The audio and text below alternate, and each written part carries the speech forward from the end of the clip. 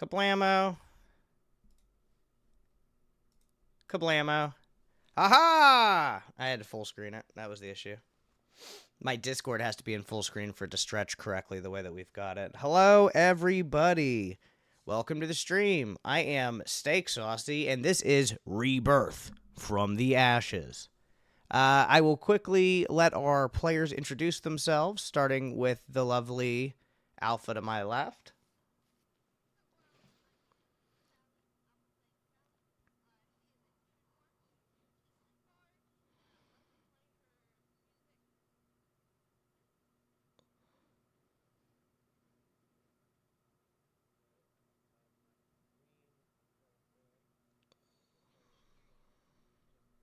I can hear him.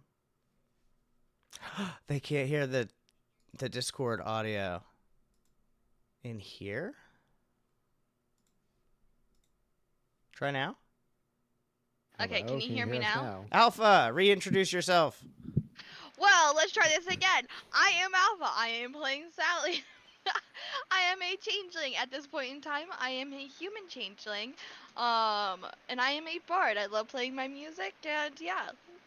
Let's sacrifice some more people. Your turn. Okay, I'm Green, playing Grant. I'm a human monk who we just found out can throw little mini suns at people. Yeah, so excited for that part of the adventure. And last but not least, I'm playing Idjit. I am a Rentuki barbarian. Please don't call me cute or fluffy unless you wanted to get beat down. you heard it from the ominous, cute, and fluffy one himself. Motherfucker. For a quick recap, Sally, go ahead and take it away and give us a quick recap of what happened last episode, please. Last episode, Sally we started out touching the rock, and now I need to sacrifice 5 people. We already sacrificed 2, a guard and a not so nice man. Jimmy tried to drug Idjit for a fight. Idjit killed the vampire, fought the vampire, and then once everyone knew, they jumped in and killed it. Everyone from the tavern that we were at followed the vampire, and we fully killed it. Fully killed it. I love you. Oh, Lord. That was a random encounter. We're giving, I don't know. We're probably going to give Sally -1 on her attack rolls for the next combat. No, let's not. Uh-huh. Uh-huh. Beautiful. Can't fight me. Oh, the Sally punishments are going to get worse. But Alpha's getting angry outside of character, so I'm going to stop punishing her before I get punished too. So where we had left off, our motley crew had just went down into the basement of this vampire's house after they established, this was his residence by following the mist back from the bar. They staked him, the body disintegrated, and they heard from outside what's going on in here, basically, from what sounded like the guards and the people outside. And that is exactly where we are going to start. I'll start you guys with the same verbal cue. Oh my god, it's been a bloodbath up here. Who's downstairs? Not us. We're out. We have light down here, right? Oh, yeah, it's lit down here. There's like Do we see another way candlelight. out of here? No, this is a cellar. There's the stair back up through the trapdoor back into like the foyer living room type area of this small house. And there's a sleeping lady. I don't know if she slept through the whole thing, but she's there too. Mm-hmm. Thought she was dead. No, it's a school teacher that comes down to my part of town. I wake her up. I say, "Get up. We need to talk." Yeah, you nudge her and she doesn't move. I feel for her pulse. Is she actually dead? Yeah, that's a dead person. Wonderful. He was sleeping with a dead person. That's fucking weird. I mean, he was a vampire. I mean, Yeah, Okay. you could tell that this woman was Uh. drained. On closer inspection, it appears that maybe he just liked her and wanted to keep her with her forever. Keep her with him forever. besides dead bodies, is there anything else in the cellar and the coffin? As the sound of boots start to fill the upstairs, You guys can. You want to roll like a perception check or a survival check? What are you exactly trying to do with your time? Before you roll, go ahead and tell me what you're actually trying to do. I'm trying to look to see if there's any kind of treasures or trinkets or things that have been. You're gonna look for. Boom. No, I like it. That's fine. That is always an option. Before you roll, Sally, what are you doing? I'm trying to see if there's another way out of here. You're going to look for like an alternate escape route. Yes. Awesome. Grant, what are you doing? I'm gonna try to walk up the front, like the cellar door. Okay, just cool. You don't even Hands up. have to roll, Grant. You put your hands up and start moving towards the ladder. They beckon for you to come upstairs. They're looking like bewildered. You hear Jimmy up there. I don't know if your character. How well does your character know Jimmy Grant? I mean, we go back. You'd know his voice from a crowd, now. right? Yeah. Yeah, you can hear him loudly trying to explain to guards upstairs what's happening as they pull you up. Idjit, go ahead and roll me a d20. It's a 10. Am I doing perception? No. Just a flat D20? Yeah. 10. Okay, It's a 10. you don't find anything of like magical worth or like ancient worth, but I'd say you find like 8 gold pieces.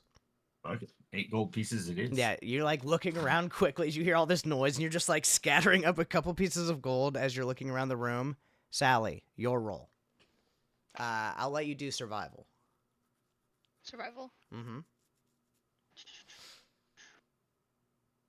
That is a 21. A 21 for survival. After a closer inspection of one of the walls, you see that there is like a bunch of paper that was like painted over, and as you rip it off, you see that there is one of those like small cellar windows that's like right above ground level so that you can like see out. It looks small enough for probably you and Idjit to fit out.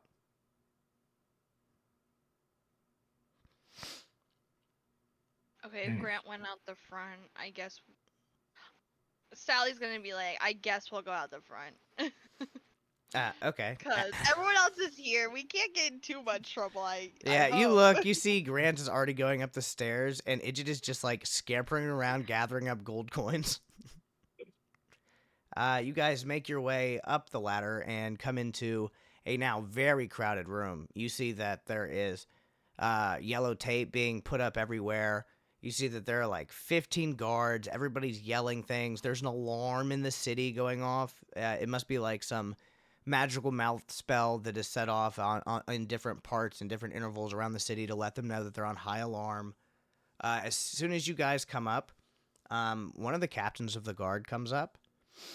His name is Captain Blake. He's a big, burly-chested man who wears chainmail armor, has a long sword on his hip, and a extremely large, sort of like they call it a door shield. It is a shield, like a tower shield. It's like the size of his entire body, and it stays strapped on his back, and it covers like his entire backside. Almost a lot like a Rentuki shell, now that I think about it, except like much larger and encompassing. He comes up and he says, well, so y'all's the vampire slayers. I mean, we got lucky. He quizzically looks at you, Grant. You see Jimmy pushes through the crowd, and he comes up and he goes, "Hey, yo, that's the guys. That's the guys I told you about. They found the vampire. They came here. They killed him." Captain Blake looks back at him and looks back at you guys. And he says, "I think we're going to need to have a talk."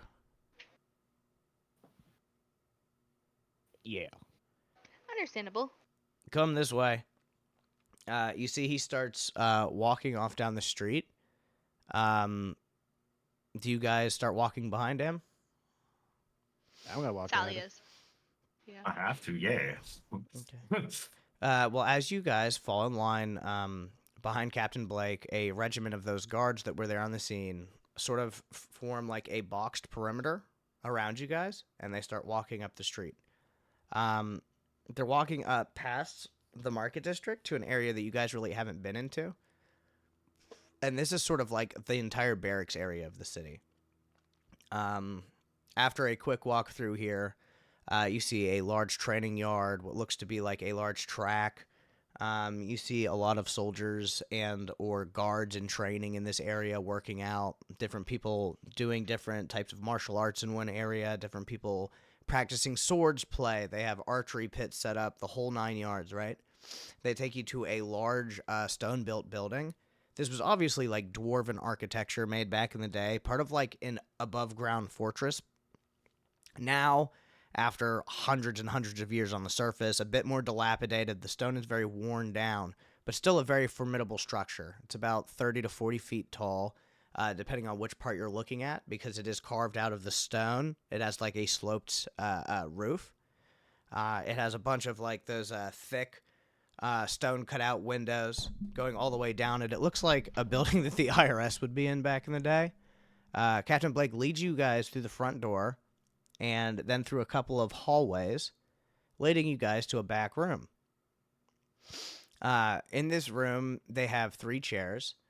Captain Blake goes and sits down at the end of a long table and gestures towards those 3 chairs at the other end of the table for you 3. Already at the table, you see a couple different people in hoods, with the hoods covering their entire bodies and concealing their faces. There's 3 people around the other side of the table, and they all seem to have been waiting. Sally, her weird self, she will sit down in the corner opposite of them by where the chairs are supposed to be for her. So instead of sitting in chairs, she sits in the corner. Okay. I just grab a chair and I'm gonna sit in sit. the middle chair. Captain Blake sort of regards you guys and watches as you make your seating decisions and sit down. And he says, well, so what does this little outfit call itself? Oh, us? We're not a group. I mean, like, we are. But we're not. She points to Grant. Agent one, she says, yeah, we are, but we're not. To Grant. Okay. So, Yeah. So, how comes you 3 have been seen moving around the city together, sleeping in the same residences, questioning folks, fighting with folks, but y'all aren't together? When I found the 3 of you downstairs in a murder house, stake in hand after killing a vampire. Well, Would you like it to was run one that by me day. again, Miss Sally? I mean, it was one day that we were together. And he came and questioned us at our place and then brought us here because he wanted to hang out with us apparently. I don't know. So, Grant, if that's your real name, what brought you to find the Sally and Idjit down from the Burrows, and how did that meeting lead to this vampire's death, one of which nobody had really known that a vampire was within the city? okay. As captain of the guard, So, I would feel a little miffed if I had found out that perhaps there was some type of necrotic abomination walking through the damn streets and ain't nobody told Captain Blake. okay. So, I can make this real simple. Do you remember that bullshit the other night where there was that there was a loud boom, and then over in like the not so good area where you know I sleep, and then a bunch of people died, and there's a little small zombie outbreak that got handled. In front of your house, involving that furball and that woman. Is that the incident you're talking about? The one that happened in front of your house? We were not involved in that. Yet. No, we weren't there. I was trying to figure out what happened. So I talked to them, and they said they were doing some bullshit with some guy who, like, they got taken by some guy, I guess. And what the fuck was his name? Lock. I look right, Locke, who I think died Yes, during that whole thing. the fourth member of your party who is dead? By whose I hand? think he's dead yet. I don't know. I'm assuming he was in that whole zombie kerfuffle and died. I don't know where he is. Sally, what did you do with Lox's body? We didn't take it. It was left at the scene. He He motions kidnapped us. at one Like, of why the would we robed take his body? individuals while you're talking, and you see the robed individual moves their hands, shuffling some paperwork, and slides something across to Captain Blake, and he reads it. So, out of 17 injured and 12 dead, Lox was not among the bodies, but you two said he was there. I've got interviews from you two both talking to a guard. But you just said you weren't there. So I'm starting to think, see, I brought you guys in here. Y'all could have left this room. Heroes of the city, little vampire adventurers. Everybody needs a story, some hope, something to believe in the darkness. And I could have made you something like that, but you come in here, you don't sit at my table, you disrespect my proceedings, and you lie to me. So what's that supposed to make me think? We were kidnapped. We got free by I don't remember. I don't know. Kidnapped who they were. by They were whom? guards. By Locke. Locke kidnapped us, brought us to the sewers. When we left, there were men surrounding us. They let us free, me and my friend Idget here, and then we heard a big boom and heard zombies and stuff. So we came and we got the guards. We ran back. We didn't take him. Why would we take him? He kidnapped us. And then Grant came and he was questioning us. So we came back to the city with him to help him on his quest. I don't know what fully it is, but we were trying to help him. We found a vampire that was terrorizing the farmland, mind you. No one wanted to do anything about that. But the vampire is dead. Like, I think that we should just brush this off and go about our business. You don't need to make us heroes. We don't need to be heroes. We don't want to be heroes.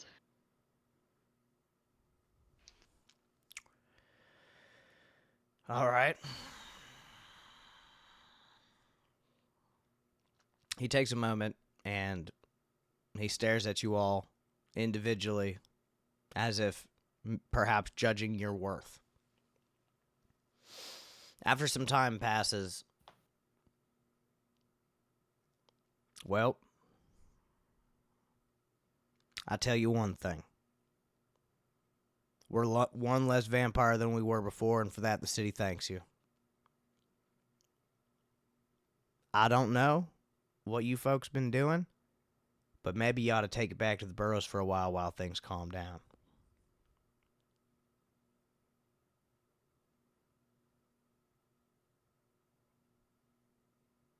I don't live in the burrows. You can stay after these two leave so we can talk. Mm-hmm. Young Idget, Sally, you're dismissed.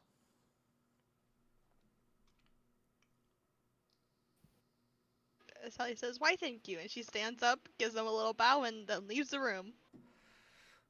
Okay. Idget? Peace. Okay. Idget and Sally get up and leave, and Captain Blake turns towards you, Grant. I do find it odd. You, Grant. You've been at the center of quite a couple catastrophes lately. Is that not true? Have I? Well, we had a small zombie apocalypse outside your house. People have been going I missing got a bunch of people's houses. in your neighborhood. You've been associating with these half beings from the burrows. And this is what happens. You bring trouble in here for the rest of us. You understand what I'm telling you, Alright. son? I understand what you're seeing, and I don't think even me trying to show you the right side that I've been doing is gonna help me in this situation. And what is that? What is Grant's purpose? What do you got going on? I know you hang out down there in them abandoned buildings. You know you don't own that house. Any day, me and my boys could come through and move you and all your people out of them buildings. One of these days, y'all might cause more trouble than it's worth. So how about a little bit of And quiet then you do from and then your you lose neighborhood? first line. What's that? I said, and then you lose the first line. You know that we are left in there because it'd be easier to let us go first, and you know that. One lip curls up into a slight smile. I do understand that there's a purpose for you people out there. I just want y'all to understand that here, we shouldn't be having none of this nonsense. We got vampires. Maybe y'all should handle that stuff before it gets this deep in the city. And next time, when a bunch of no good, fur-covered, hoof-trodden animals drag themselves into the city to tell you about their problems, maybe let Captain Blake know. They live down there for a reason. You're dismissed.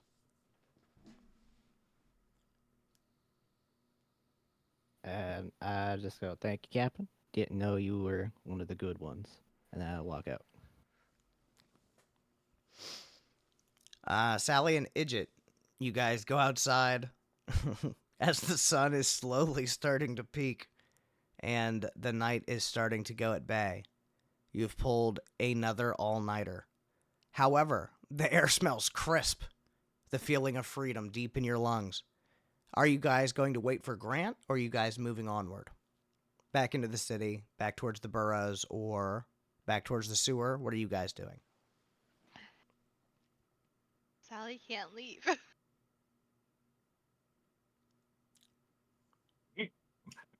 I'm with Sally's, so So what are y'all doing? I asked y'all some questions. I say we wait for Grant. Yeah, I guess we just stand there and wait for Grant off to the side. Grant, you walk outside after your meeting with the captain, and you see near the entrance of this whole barracks area leading out back into the city, you see Idjit and Sally sort of waiting around for you. I just sort of brush past them and just say, go home. I trip him. Hell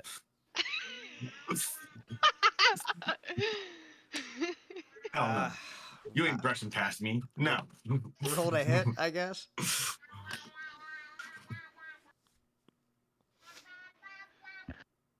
It's 24.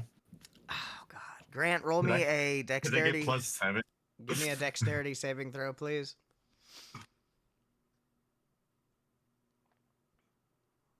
$24. Idjit successfully trips you as you're walking by, and you sort of stumble. You don't fall and hit the ground because you catch yourself very quickly.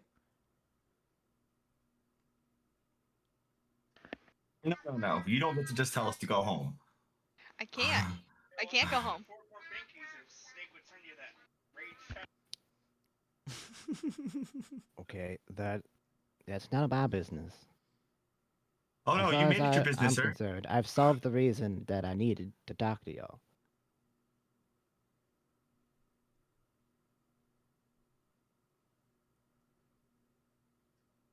So it sounds like you just don't want to, hang out with us anymore. So that's fine. We can go do our thing.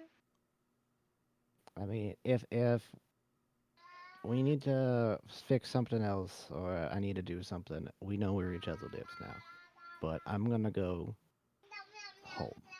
Did I get any I winnings think for y'all should do the beating? same. Never mind.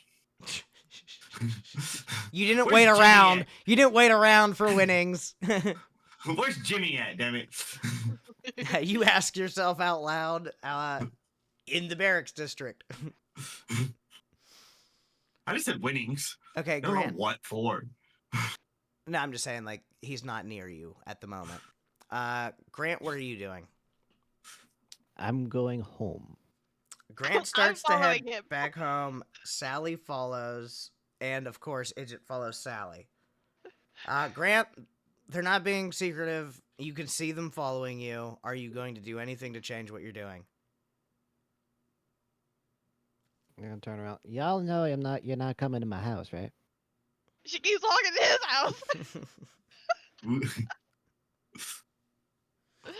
house. Grant, it seems, despite your outburst, they seem pretty dead set on coming to your house with you. Do you continue back to your house? I'm going to dash at full speed through shortcuts so they can't find me. So I can get to my house before them and lock the door. Okay. I'm not going to make you roll. This is you've got home turf advantage. I'm not saying you're the fastest person in the party, but I will say that here, using shortcuts, being human, all of these advantages are going to work in your favor to get you across the city faster. You guys see that Grant gives you guys like an annoyed look and just takes the fuck off. And he is fast. What are you guys going to do? Put along to his house since we know where it is. Okay, you guys We know where continue. he's going. Right, you guys go at normal pace, heading towards Grant's house. Grant, you get to your house way before they do. I'll give you a whole 5 minutes because they're going at normal speed. You decided to sprint and go a lot faster. You show up at your house a little low on breath. Go to unlock your door and find that your front door is not only unlocked but also slightly ajar.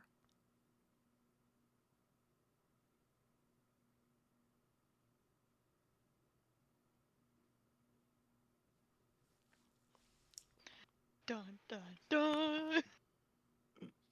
I slowly start to open it and try to sneak inside and be as quiet as possible. Roll me a stealth check with disadvantage.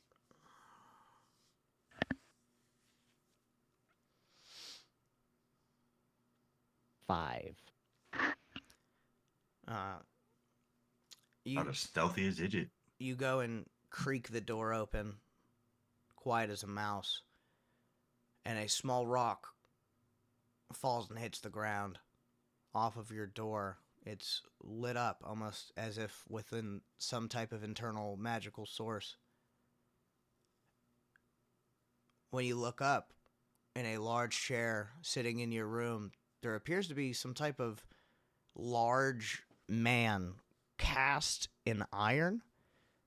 He has a large shield that has a face on it in a permanent grimace of pain and anguish. It sort of twists and turns as he sits there motionless. It appears that the armor has rusted over in different patches, and it seems to be dripping some type of viscous, orange, reddish, muddied colored water down from the spots where it rusts, almost as if something inside the suit is rotting itself from the inside out. From a deep helmet, a deep visor and mask, behind it you see burning red eyes. And all it says is, "Where are my friends?" Motherfucker, you ain't got no friends. What do you want? Boop, boop, ba doop. It's initiative time. When you say this, it stands up. Roll initiative. We're not there for 5 whole minutes. Oh, Fuck you. So that means this is a solo fight. Oh, it's fucking hilarious. Because, 60 seconds is like 10 rounds. So you've Yeah. got 50 rounds with locks. Go ahead and roll. What'd you get for initiative? 19. You're first. The large Iron Man stands before you. You hear the crunch of rust and metal shift as he stands, and more liquid starts to drain from it. You're up. I bet you're not fast, motherfucker. And I do 2 sun punches at him. You just start swinging on him? All right, roll to hit. I love it. 17 That is a miss. and 11. I missed. You run forward. I bet you're not fast, motherfucker, and just go thong thong. This armor is. I don't run forward because I shoot them. Oh, you're just blasting them. Yes. Got it. You blast these 2 light blasts at him, and they just ping ping, like pretty much ricochet right off of his armor. Bonus action? I do this and I go, ha! Bye! And I run. Okay, you're gonna run out the front door and back, like up the street. Yep. And then bonus action dash and bonus action step of the wind. You're just taking the fuck Gone. off, basically. You can chat. Grant got cursed. Oh my god. Oh my god. Why I left. Ozzy's Pepper, can you go ahead and roll me a D100 in the chat, please? Holy hell. Okay. As you're running away, you hear a dark chuckle from behind you, and Locke says, run all you want. You can't hide 51. from the gods. A 51? Let me pull up my chart here. Here's You know, my I was thinking table about of sacrificing Grant next, but boons. works out Here's my well. table of curses. 51.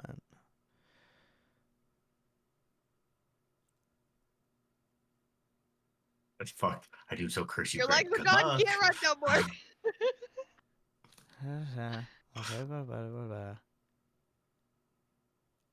I think this is game breaking. I don't even know what to do with this. What does it say? Okay, I'm just gonna read the curse out loud. Obviously, none of you are gonna know about this curse. But I think that's the only way to deal with this. Curse number 51. Anyone who spends the night under the same roof as the cursed will be struck by lightning the next time they stand under an open sky.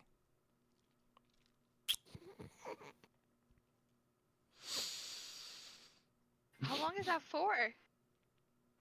Oh, it's a curse. It's like Forever? my. It's He's like my. Cursed. Well, yeah, but one was for one session, so that's why I'm asking if it said. Anyone who spends the night under the same roof as the cursed will be struck by lightning the next time they stand under an open sky, period. Cool. That's forever. Like the guy wanted to sleep alone tonight. As you are running, Grant, you feel an extreme, like, just headache and just, like, a pounding in your head. You're able to shake it off, but as you reach up to, like, feel your head, you feel something there. It feels like maybe a little lightning bolt on your forehead. I'm Harry Potter. You guys, Idjit and Sally, walking towards Grant's house, see Grant in an absolute panic, sprinting down at this, like, literally the speed of light, running down the street. Pretty much runs right into you guys. Grant, you see Idjit and Sally. Idjit and Sally, you see Grant. He has, like, a weird lightning bolt burned into his forehead since 2 minutes ago when you saw him. Oh, and you didn't like us. What are you doing now? I do that cartoony slide like to a stop right in front of him, Dust like flies up. as I get up to him. Big melty metal motherfucker. Woo! Big whoop, English? metal. shit. What? Oh, ooh, fuck. There was someone in my house. Ooh, big dude, made of metal. He had he looked like he was belting on the inside. Looked weird. I tried to do my little son thing, and it didn't work. So I booked it. He said he was waiting for his friends, and also he was in my house. He didn't break Did the he door or have a nothing. He shield? unlocked my door. Did they have a shield? Yeah, it had a face on it. He's dead. Why was Locke there? He's dead. Ah, Well, I mean, so he. I'm gonna say probably yeah, because it did look like he was fucking melting, which I did say. Um,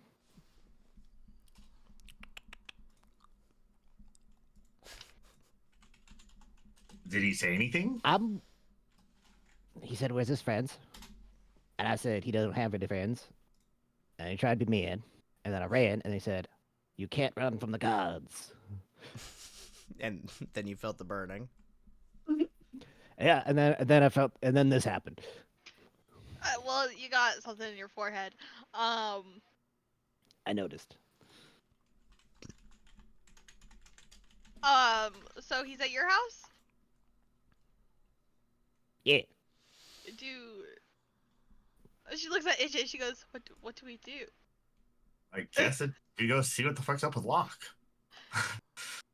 Or whoever's in Locke's body. Like, It's probably the dude. It's the well, dude. I mean, the then sewer. good. It's the dude.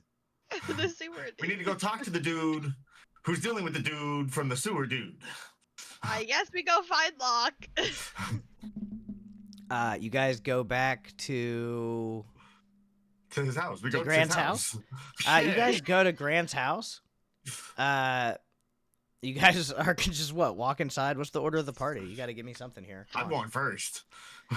Idjit walks confidently into Grant's house. Ellie's very fury but follows.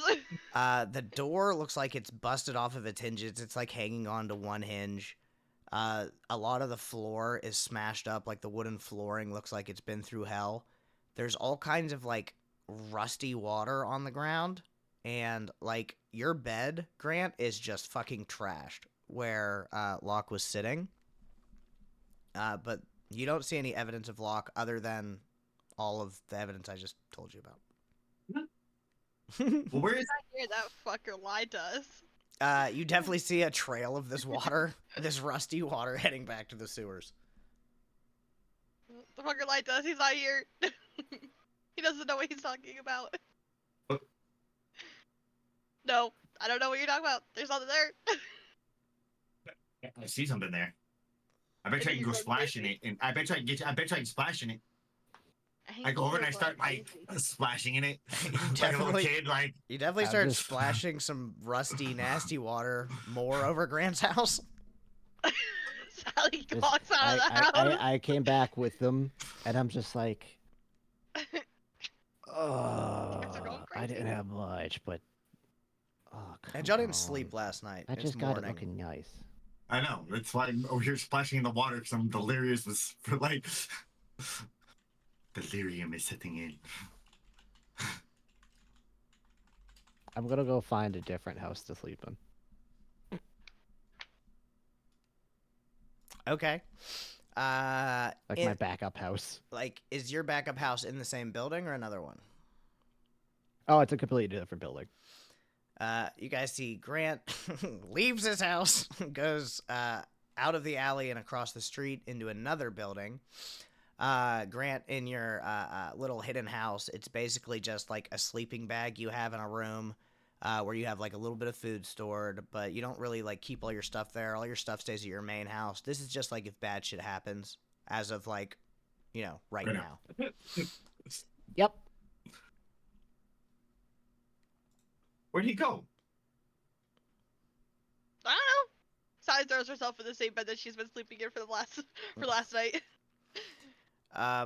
It's I wouldn't say that this house that you're in right now is suitable probably for a long rest. She don't care. She's waiting for Locke to come back. Okay. So you're gonna lay there in the rusty wet bed. Idjit, what are you doing? She's not laying in the spot that Locke was. She's laying in the other one. There was water everywhere, and then fucking Idjit, the barbarian Rentuki, splashed the rusty everything's fucking rusty and wet and watery. Everything, they fucked the house. Between Idjit and Locke, the house is fucked. She sits outside the door then. You just doing what? She's gonna sit outside on the street, right next to the door. And she's gonna sit there. You sit down and the sewer starts beckoning. I'm so hungry down here. I need to sleep, bitch. You say that and you do feel incredibly tired. You haven't been sleeping good because shit has been going down every day already. And then last night you stayed up all night and killed a vampire, then were interrogated by the police. And then you were told your dead ex-friend was here and he's not, and the sewer is beckoning to you. She looks at the sewer and she goes, "You let me sleep, you protect me while I sleep, and I'll get you another one." Deal. Climb down my ladder and rest. No, I'm gonna sit here and rest. You protect me here. It's too bright out there. Come down where it's safe. Come down where it's dark. Yeah, you're gonna Lock's sacrifice- down here. Yeah, you're gonna sacrifice me if I go down there? Locke misses you. It's stinky down there. I can't sleep in the stinkiness. Y'all used to be a team. Locke's still trying. But you guys don't even want to see him. But Locke's down here anyway, waiting with your new friends you keep bringing him.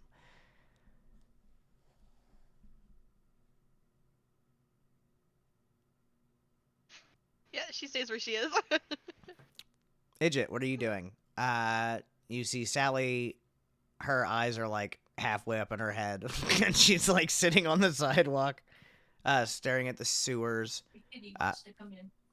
You know what building Grant went to, but other than that, you don't know. You are also tired as shit. You've just been sort of following Sally on this mental breakdown for 2 days now. You haven't really slept, and you haven't really eaten either. I try to like makeshift something with the door. I take the door off the hinge and kind of like prop it up to like block us, like give us some kind of like. Well, Sally's outside. She's sitting on the stoop. I know. I took it off the hinge and brought it You're bringing to give us the door outside yes, onto the stairs to try to create some type of like cover. yes. Okay. It's not super effective. I'm gonna be honest. it's not. I'm on like no sleep in 2 days. But you're definitely spending your time doing it for sure. Exactly, 100% there with you. And you do this. Back to Grant. Grant, what are you doing? I'm going to sleep. Grant, you go to sleep. All right, we're with Idjit and Sally for the next 8 hours, unless they do something. So, how long would we like to wait, Sally and Idjit? Sally goes, "I'm gonna sleep as much as I can," and closes her eyes. You're gonna go to sleep in the street? Yep. Idjit, plan? Like 2 to 3 hour little cat naps, like because we're in the street. So I'm gonna like. All right, so you're not gonna get a really good sleep, is what you're saying? Nope. Okay. Not at all. Because you're gonna be making sure Sally can sleep. Correct. Okay. I'm gonna give everybody the benefits of a long rest. Idjit, you get 1 level of exhaustion. But I will give you the benefits of that long rest. If you don't know what exhaustion does, pull the chart up on the I side. know exactly what it does. I just want you to be aware. It is now nighttime. You guys slept through the day. Grant, you wake up. It's cold. You slept on the floor, but you've definitely been in worse places before. You get up and look out your window. You see that Sally and Idjit are asleep on the stairs in front of your old house with, like, your broken door half covering them, leaned up against, like, the stair railing. It doesn't look like they moved all day. But it's nighttime, and you see that they're starting to stir and move around. Sally and Idjit, you guys awaken. Idjit, you're starting to get tired. Are you good, Sally? She goes, "Yep." I probably Something- really need some sleep. Well, you want to hop in my bag? I'll carry you. Oh, you can, can't you? I crawl up into her bag, like like a little. I carry him around like a little baby. I make a little satchel for him. All right, so Sally is putting Idjit in some type of baby Bjorn to wear him across her chest. And Sally, then what? Well, something's Wake me hungry up and if it you bought need me. Sally, you feel something wet on your right hand. I look at my right hand. You see, from the marks on your arm, a little bit of blood is starting to drip down your hand. And you hear a voice. I've grown impatient. I want the rest tonight.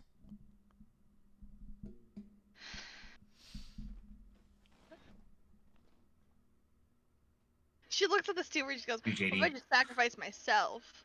Then what?" Yes, come join my family. Yeah, but then you don't get 3 more, you get only 1 more. Oh, Sally, you'd be worth so much down here. I'd be worth nothing.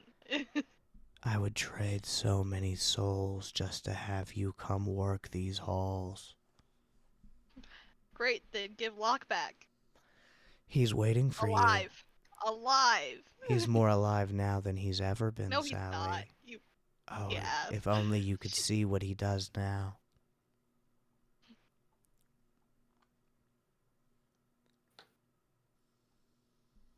Sally's gonna go see who's around. Sally, you go to look who's around. Are you looking sort of like in this abandoned neighborhood area? Are you looking, like, where are you going exactly? She's looking for adults and she's just kind of walking towards the marketplace. She will not take kids. I mean, you're definitely gonna see different, like stragglers walking around. There's beggars. What exactly are you looking for here? Someone who looks a little sketchy. And by a little, she means like very sketchy.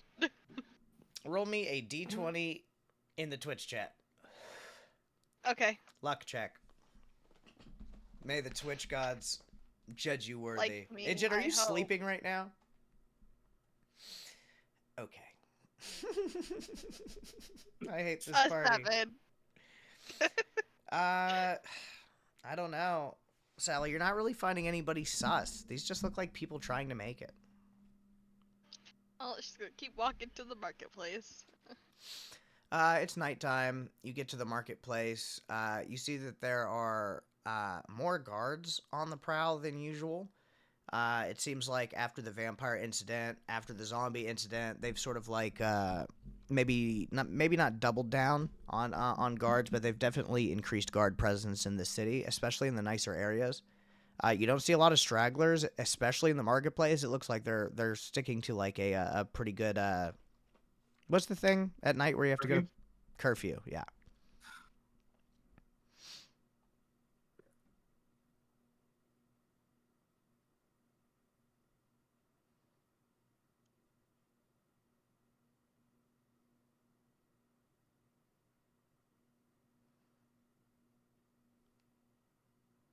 I'm asleep, Sally. Sally standing in the I middle of the know. dark marketplace alley.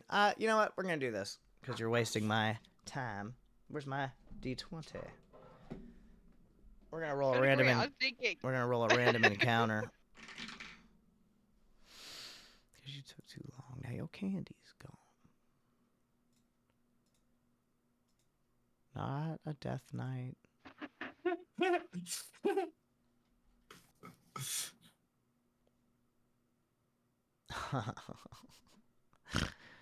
A dung beetle pushes a ball across the road.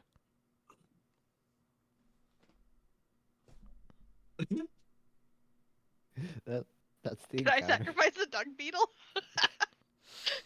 What do you Would, think that is a sacrifice? would you like to mess with the dung beetle?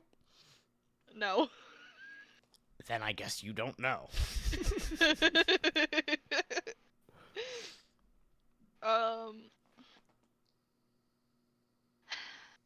As much as I hate this, I think Sally's gonna go back and try to find someone closer to the sewers so she doesn't walk as far.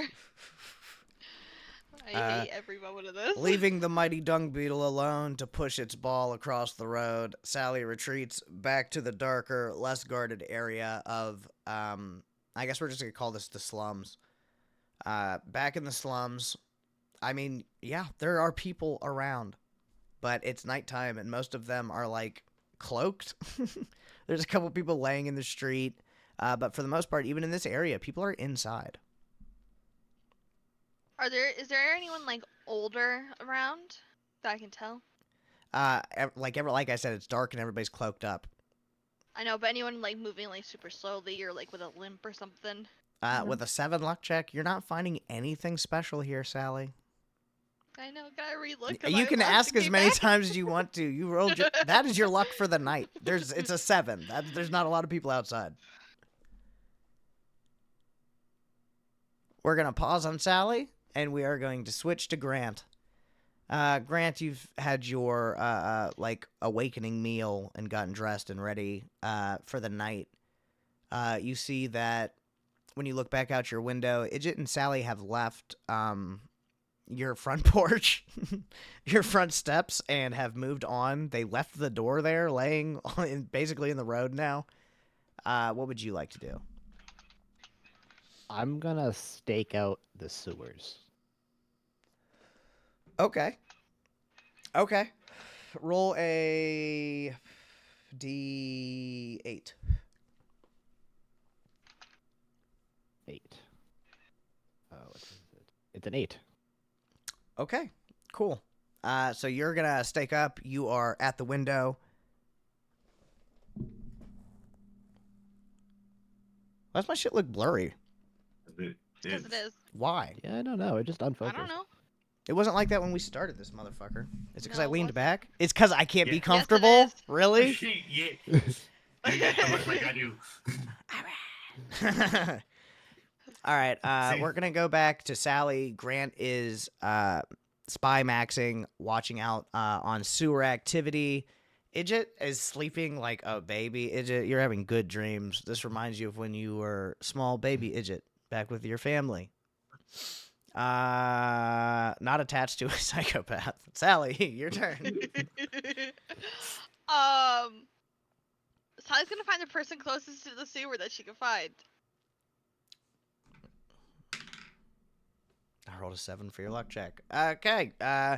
You see a man in a cloak walking down the street. He's carrying 4 or 5 books in his arms. He's about a block away from the sewers. Sally goes up to him and goes, "Oh, do you need help carrying those books? They look mighty heavy." He goes, no, I'm fine. I'm going home, and continues walking. She goes, "Are you sure I could help you? I'm on my way home also. It looks like we're going in a similar direction." Roll persuasion.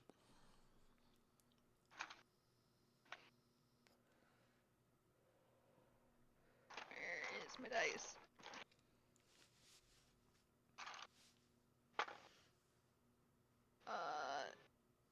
Nat 20 plus my bonus. He goes, well, I guess safety in numbers. No, 5. Yes, of course. Yeah, I live just down the street. Where do you stay? also just down the street a little bit. I just moved here recently. Okay. Deception roll. Okay. Use it. Give me 1 second to double check something. Okay.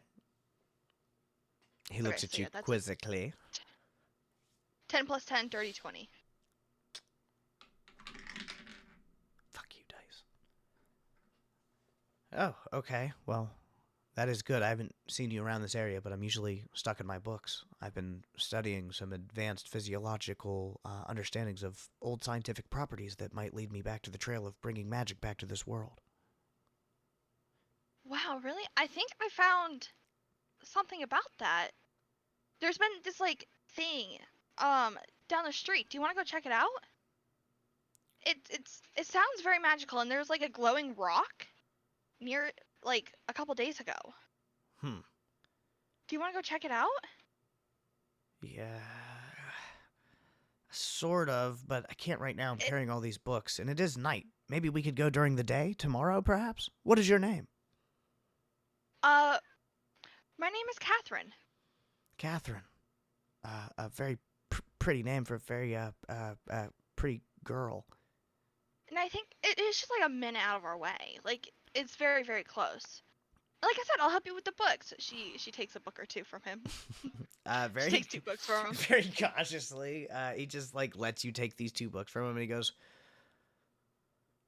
"All right, if it'll help advance my science and my cause, I'll come with you, but quickly." Of course. She leads him to the sewers. You lead this guy back to the sewers. Grant, from your window, you see Sally is walking and talking with someone and heading towards the sewers. You don't really know who this is from, up above in your window, but it appears to be human, or at least a humanoid of the same size as Sally. They appear to be carrying something and walking towards the sewers. Do you have a response?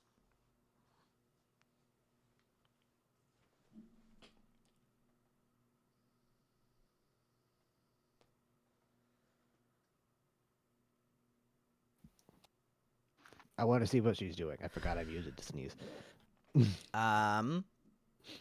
So here's what we're gonna do. We're gonna go to Sally and we're gonna play through. And when you have something you'd like to do, you can just say something, okay? Sally, Mhm. you enter the alleyway with your hooded strange friend that reads books. You go, is this where you saw the glowing rock? She goes, yeah, right over here, and she leads him directly to the sewer entrance. She'd put the books down on, carefully put them down, not anywhere wet or anything, on right next to the sewer. And as she does that, she looks down into the sewer, and she uses prestidigitation and makes sparks show at the bottom of the sewer. I think there is something down there. Oh my goodness. I don't know what you found. We need to tell the guards immediately. As he says that, she pushes him. As he's distracted, she pushes him. You're gonna try and push him down into the sewer? Yes, she needs to sacrifice him. Okay. I will give you a attack to hit with advantage for attacking him while he's just distracted, and then disadvantage for literally holding another party member while you're doing this. So normal. You get a normal roll. Fuck you. That's fine. That's an 18. Oh my god.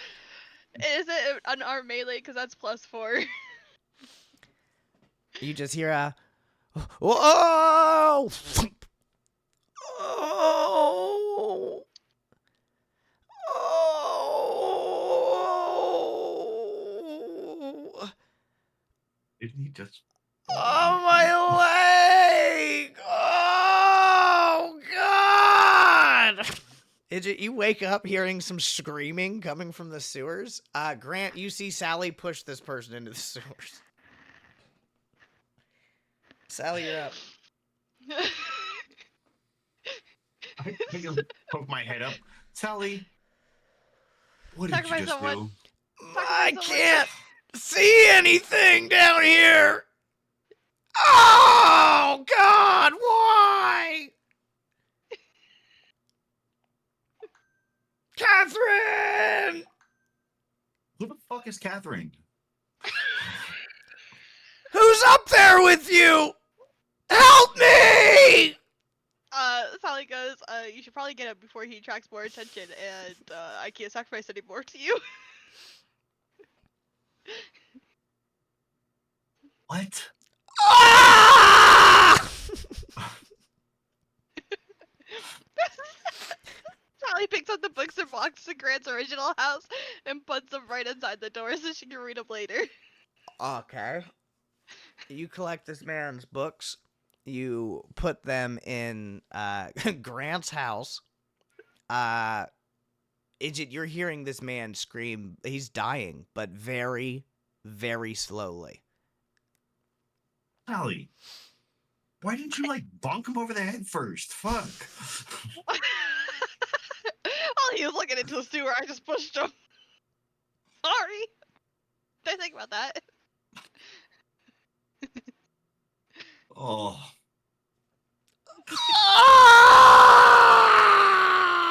Kind of rocking, going throw it down the sewer. Roll a d20 in the fucking Twitch chat. I made my whole party bad besides Grant. Grant, roll me a perception check with disadvantage. A nat 1. I missed it.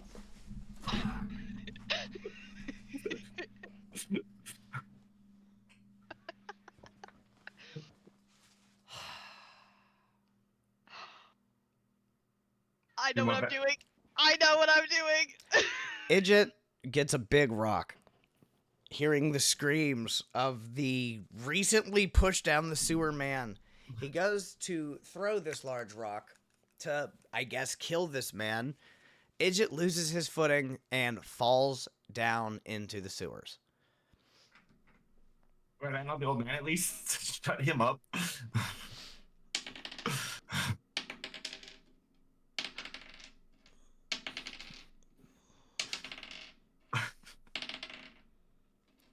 For 27 bludgeoning damage, as you hit the fucking ground, you hear something wet and soft squish beneath you. And then there is silence. You killed the man. What? Sally, Rock with your body. you feel one of the marks on your arm go away. And what happens to the fourth one that you haven't seen on any of the other ones is it looks like it starts to go away and then stops. Idjit. From far down off in the distance, Idjit, you hear playthings in here. Roll initiative. Am I rolling initiative too? If you'd like to, for sure. Yes, because I get advantage on my initiative. I have that perception check you wanted. 20. What's that perception check? 17. You hear the screaming and then the silence as Idjit falls into the sewer.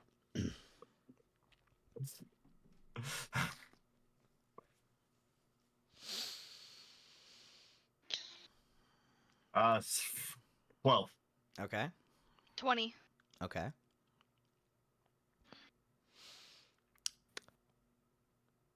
Grant, I'm putting you at the end of I'm gonna go- initiative for lack of action. I'm gonna go out my back door. Okay. You're going to go out the back door towards the alleyway or away from it? Away from it. All right, Nope. Grant. So you're basically removing yourself from this situation? I'm gonna go to some guards. Got you. All right, you're going to take your action and go out the back door and head off. Sally, you're first. Your friend Idjit fell down into the sewer, and I need you to go ahead and make me a charisma saving throw.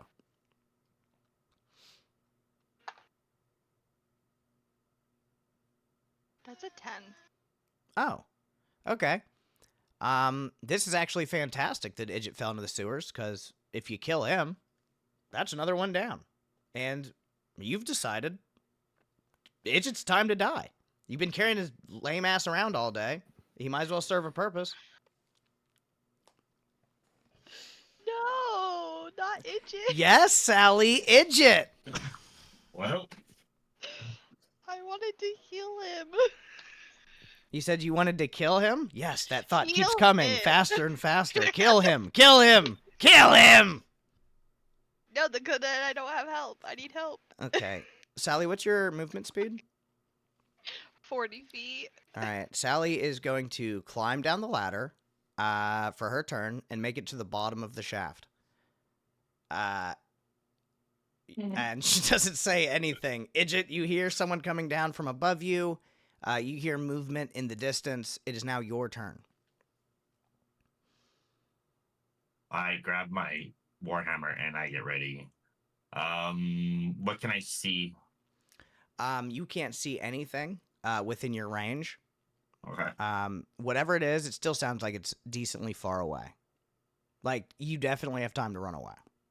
Okay. I look up, but I can see Sally came down the ladder, right? Yeah, you see Sally's coming down, and she's pretty much down beside you now. Sally, why'd you come down here? I don't know. Sally, use a surprise attack. No. Sally, use a surprise attack. I attack him with my dagger. Roll to hit I don't wanna. with advantage. Idget, you look up. Actually, not with advantage, because barbarians aren't surprised. Idget, you look up to see Sally as she climbs down the ladder slip a dagger out from underneath her clothing, and she comes to swing at you. So it's a normal Yeah. swing. Go ahead, Sally. Does a 20 hit? Yes. And I don't Sally want it. plants her dagger into Idget's soft, furry skin. How much damage? The full damage, so 9 damage. Idget, she stabs the living shit out of you. Somehow it goes like underneath one of your ribs, and it just goes so deep. You start immediately gushing blood as you look back at Sally. You see her eyes are sort of glossed over, and her face is expressionless. The body beneath your shell starts to wriggle. Oh, fucking lovely. It's your turn. Yeah, I figured. Well, Get out. I guess. I'm Don't gonna metagame over here, rage. Sally, or I'll punish you. I'm gonna rage. Okay. Bonus action. Uh-huh. And then I'm gonna grab Sally. Okay. She's close enough that I... Okay, you can do a opposed grapple check against Sally if you'd like. Mm-hmm. Roll off in the Twitch chat, Okay. because these are important, and I want to see. 12. What's your strength bonus? 1. So a 13 versus... I did it right? Yeah. My balls are Yeah, going you're gonna to have to do it again, explode. because But Nightbot takes a minute What is to this? reset. it's so you don't spam it. Do it again. Identical, 30 seconds. Ah! I'm rolling for you. Da-da, da-da, da-da, da-da, I can't roll da-da, for you. Ready? I can't roll Ready, for ready? You. Go, go, go, go, go. No. God, some bitch. Take your slash out. No slash. Plus what? Plus what? What's 7? Oh my god. Okay. You grapple Sally successfully. You've got her like successfully grappled. I don't know if you can like pick her up and like drag her up the ladder though. Right? Cuz how much do you weigh? Oh, fucking like 60 some odd pounds. Right. And Sally's like a full size. Okay. So you see physically how there might be an issue Yeah.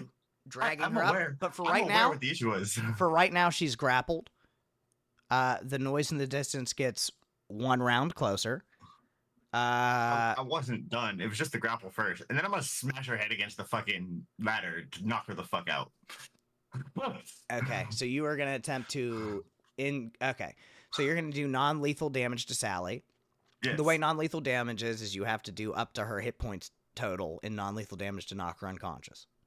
I will give you advantage since you ever grappled. Roll to hit her face against the ladder. It's so fucked up. 15 plus 7. It's a 15 AC, so. Yeah. D4 plus strength. I get a D8 or a D6. Okay. I have unarmed. Because I have unarmed. Oh, give her the full damage.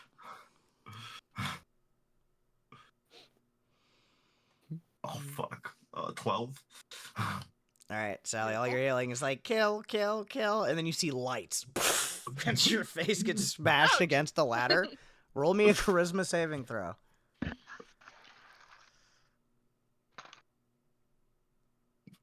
+15 +7. Getting your face smashed up, fresh blood running down your nose into your mouth. You look up and Idjit has you like impossibly wrapped up with his tiny body, and he's got you like stuck, and you have no idea why Idjit is holding you, and you're at the bottom of the sewers, and there is something big coming.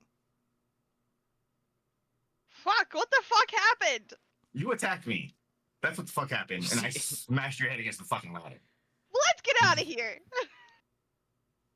Because it's coming for you. And possibly me, because I'm down here now. So, go. Okay. You guys are going to get to that. However, we're going to switch to Grant, who was sprinting during all of this. Grant, like I said, the guard presence has been increased due to these attacks. I would say that it doesn't take you very long at all to find some guards.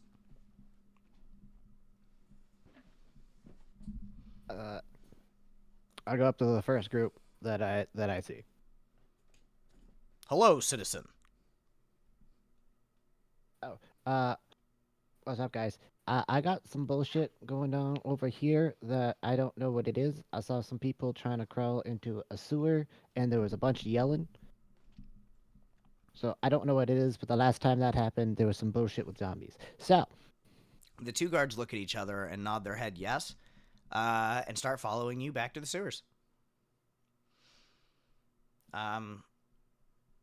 As you guys approach, Idjit and Sally, you have climbed back out.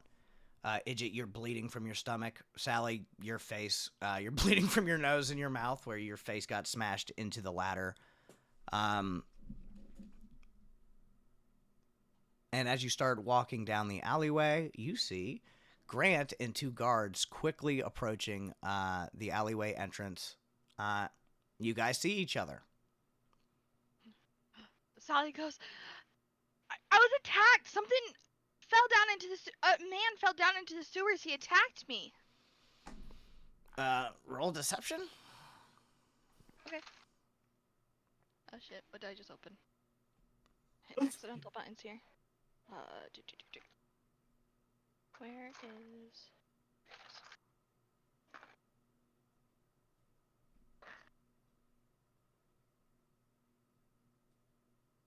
That is a 26. 16 plus 10. Okay, he goes, oh my goodness, that's awful. And he looks at you, Grant. These people were the ones that were being attacked? yeah, I didn't get a good sight because I was over on the other side in the dock, but I mean they're all bloody. I'm assuming they have to be the ones who attacked. They look over. Well, what happened to you? And I got yeah, they run up to you, Idjit. I got stabbed by something. I don't even know what stabbed me, and it like tried to pull me into the sewer, and I don't know. Like I just barely got away. Yeah, they look over your wounds, and like, how many hit points are you missing out of your total? I have 41 of 77. Yeah, so you look like really tore the fuck up. You've had like an hour of sleep in the last 48. You look really, really bad. They seem to believe Sally's lie. They go over and they start sort of investigating the sewer and looking around it. Oh, here's your chance. They're looking around and they go, yes, this is very odd. Now you're saying you were attacked by something that tried to drag you into the sewers? Yeah. I mean, look. I mean, and I kind of show the wound. Looks like a clean cut. No animal did this. I Well, what did you see? I didn't see anything. It was dark. It's dark. Can't you nasty little things see in the dark? Not when I get hit from behind. But it attacked you up here. It looked human. But It looked human. didn't you? Okay, so you did get a look hit at me it. in the face. I I'm didn't. not much. I saw it. It stabbed him and then punched me in the face or something. I don't know exactly what happened. It was just so quick. All right, I'd like a deception roll from Idjit and from Sally. Thank you for the raid, Legion USA. Whoop whoop. Nat 20. No Dirty fucking 20. shit. What, are you kidding me? 10 plus 10. The guard says, yes, this makes absolute sense. You were attacked up here in broad daylight, but couldn't get a good look at him because of the Not darkness. broad daylight. It's nighttime. No, it's nighttime. Oh, It's shit. nighttime! It is nighttime. Uh-huh. That plus the net. Okay. So say we believe Yes. you. What are we supposed to do about this? I guess we're going to have to maybe ready battalion. Maybe you can come speak to the captain. How close are they to the sewers? They're all within combat distance of the sewers. They're all within 5 minutes. They're not like stacked on top of each other. Just two dudes standing by sewer 5 feet away because they're not.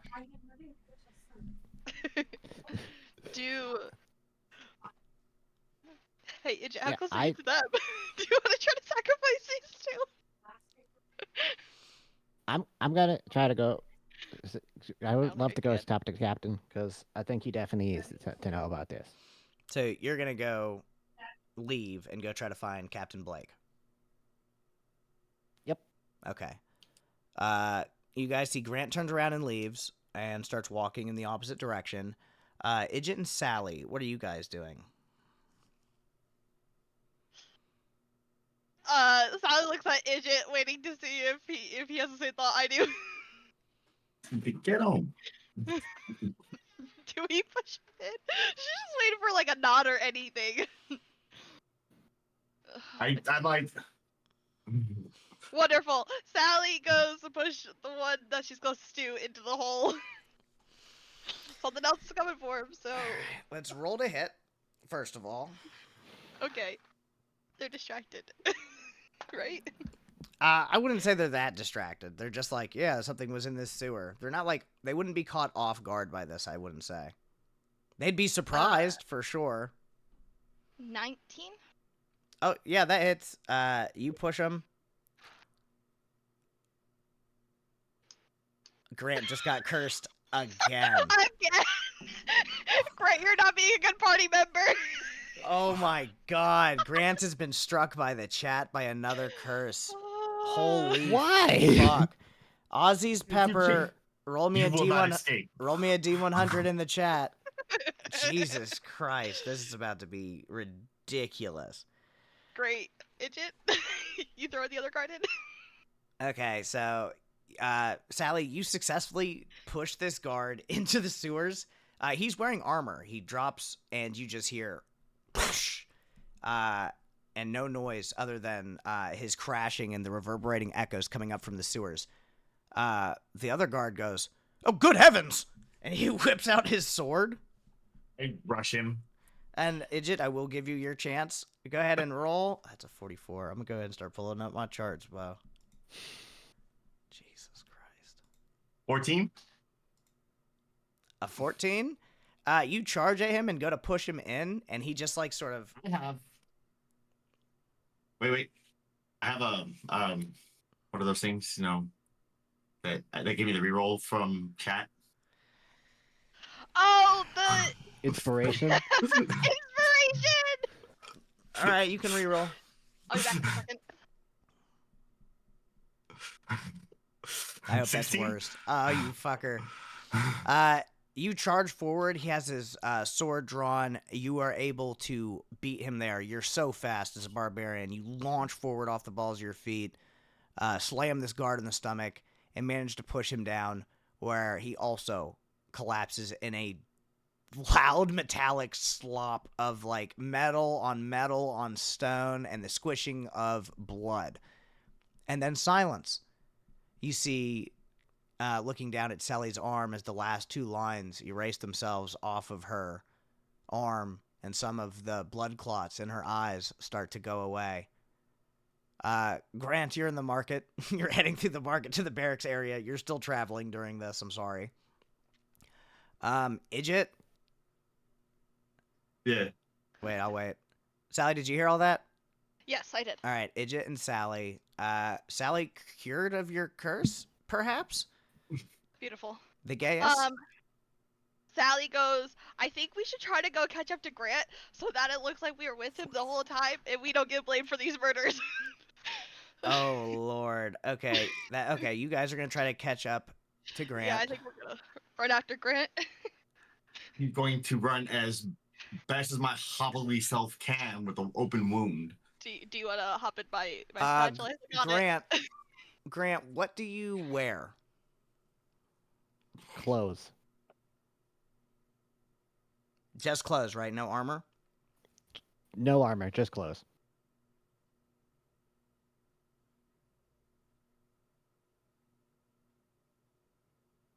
Okay. What's your armor class? 16. All right. While you are wearing these clothes, your armor class is now 10.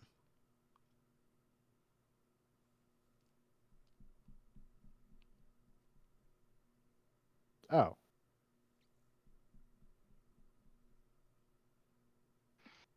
Okay. Oh, I must stop working.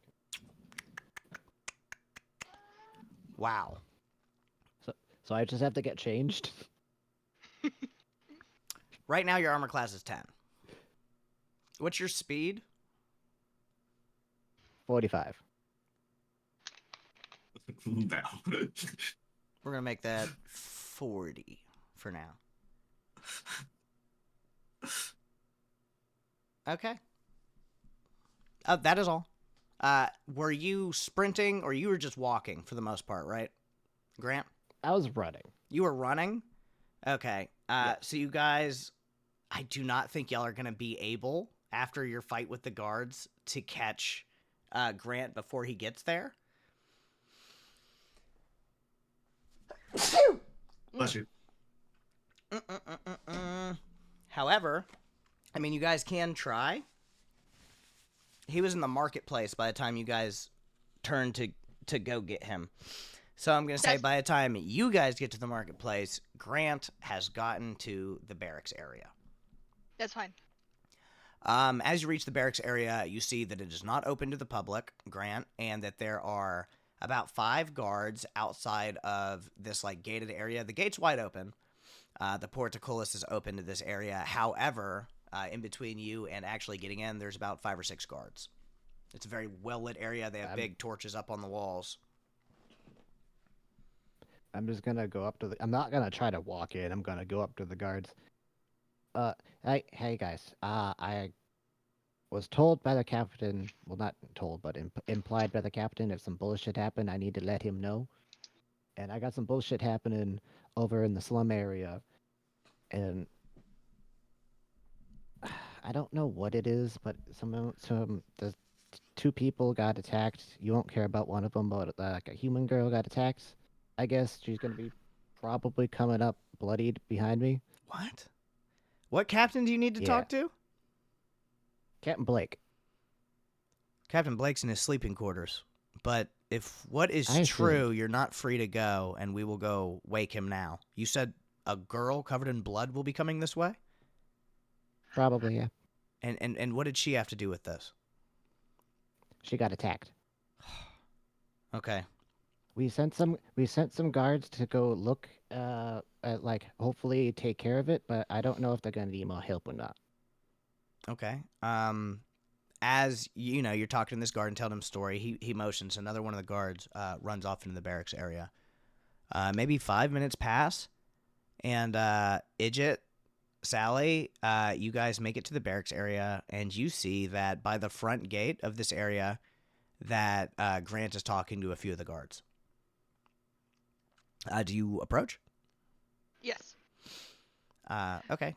You guys approach, and what do you say? You see the guards look over and they go, "Oh my goodness, yes, they're very hurt." Sally goes, we were attacked, and 2 guards are looking at where we were attacked. I don't know. I hope that they took care of it, but yeah, Sally Can I get very some shaken like up. bandages or? I'm not feeling too well.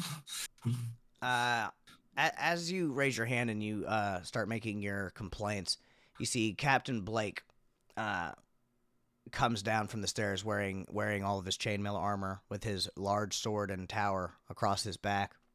He goes, "Oh, what in the flippin' hell? I told you two not to be here." We were just sleeping off today because we didn't sleep last night, and then we were attacked on our way out. Roll deception. Deal. Hey, I was attacked. I was stabbed. I just need 23. I just need to be bandaged. So you tried to sleep in here after I already done told you to leave. And now, what? You've been attacked by who? Grant, We don't know. what's going on here? Okay. So I think we have a bigger problem than just a vampire, and that's why I came to you immediately. Oh, and what is that? I don't know, but it seems to be that a lot of bullshit is coming in from a sewer, the big sewer in that slum area. So I got back to my like the place I was staying, and it was trashed, and then it looked like some sewer water was all over the place. So I just slept in a different place and tried to watch it, see if maybe some fucker was just fucking with me. And then these fucks were just they won't leave me alone. They didn't know what else wanna I don't know. Don't worry about that. But it looked like somebody like something was shuffling around over there, and I heard a bunch of screaming, so I came and got some 2 guards, brought them back over there. These 2 fucks were bleeding over everything, saying they got attacked, and then I came and got you. Where are these guards? Which one of We you were left with I left them? them by the sewers. We left them at the sewers. Oh. We came to get help because we didn't know if they needed more help or anything. We were all bloodied. We couldn't do anything. They specifically said that I should come get you, and I agreed with them, so I came down. And they said that they should have it handled, but we came to because they sent us off so we didn't get hurt more. Okay. Can I get some bandages? You may need to tend to your pet. Sally sits down and she pulls out bandages from her bag and starts to bandage.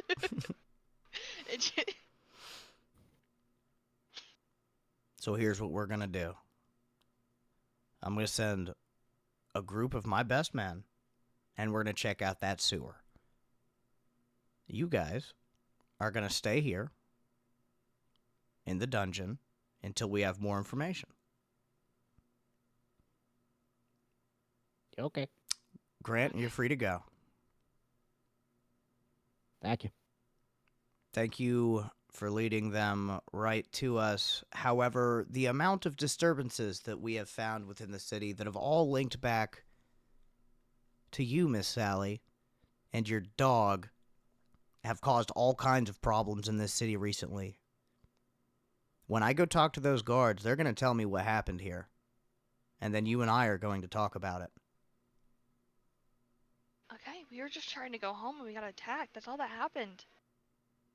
Grant, don't come back here with any trouble.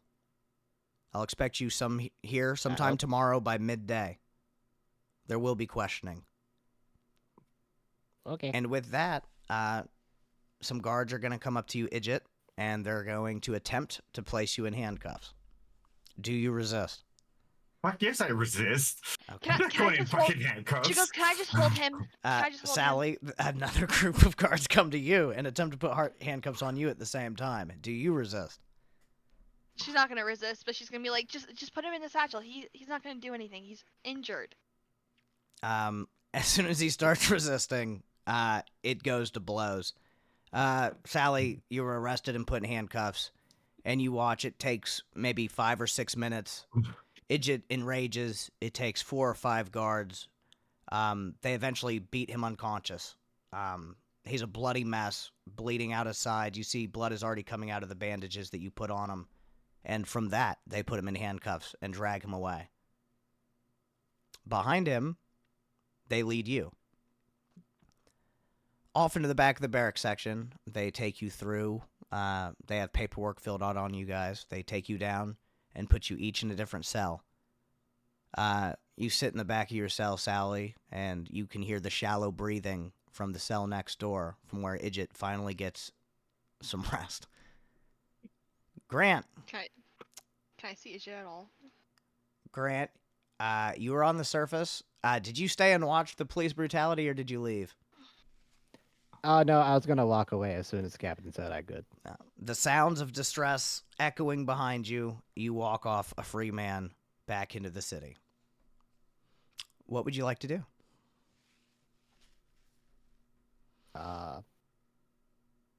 I'm going to go find a new third place to sleep.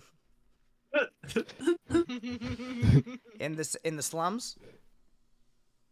Oh, obviously in the slums. I'm going to go to just what looks like it could be a comfortable-ish, like from the weather kind of Luck like check building that I know isn't. in the Twitch chat. That one means you get arrested again. I hope you get a nat one. Fuck! 19. Not a minus one, a nat one. You walk into the slums, Grant, and after a little bit of investigation, you do remember that they did drag that old pervert away, and he had a really, really nice house. You just got to clean out some of the bullshit inside, and it would actually be a really good setup. The door works. It had a multitude of locks. It had a good, clear view of the city, and you know for a fact that it is vacant.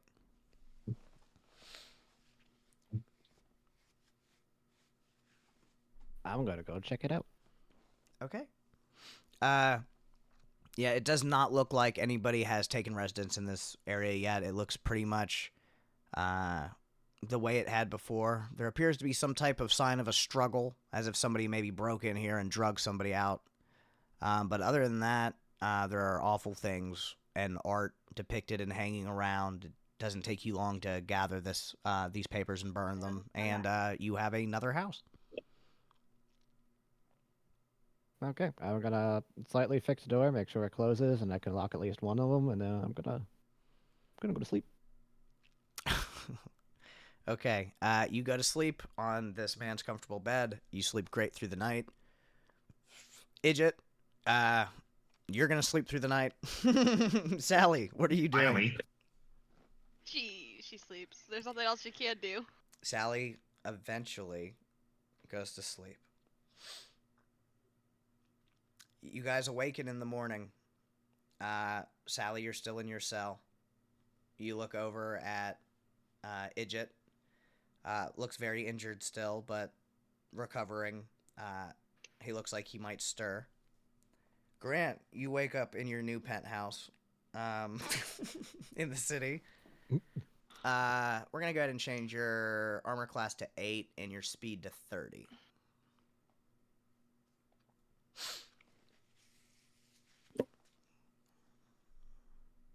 And you wake up, your clothes feel like tighter. Your boots feel a little too snug. And there's like a weird smell. Smells like I don't know. You know, like when a bird's been dead in a spot for a little while? You're starting to smell like that. Yeah, I'm gonna go back to my Heidi house, the bug out house, and go take my singular pair of extra clothes from there and go get changed. Okay. You go in into your wrecked old house, find a change of clothes that isn't screwed up. You go to change, and you find that you can't take off any of your clothes.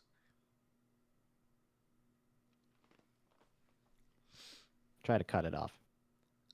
You see, when you go to cut it off, it seems almost like it is melded with your skin. It would almost be like trying to cut off a tattoo.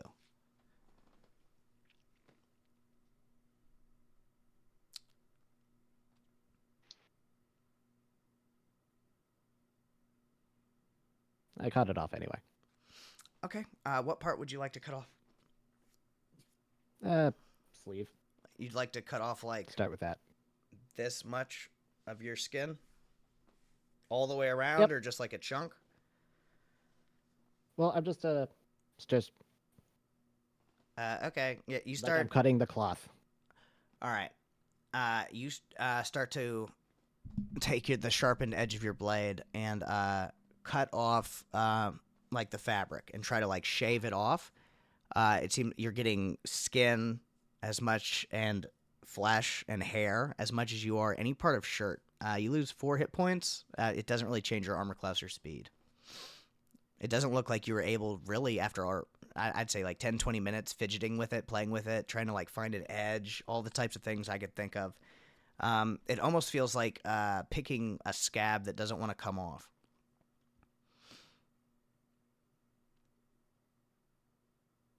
But you do cause I'm gonna bleeding wait until- wherever you cut and pry and try.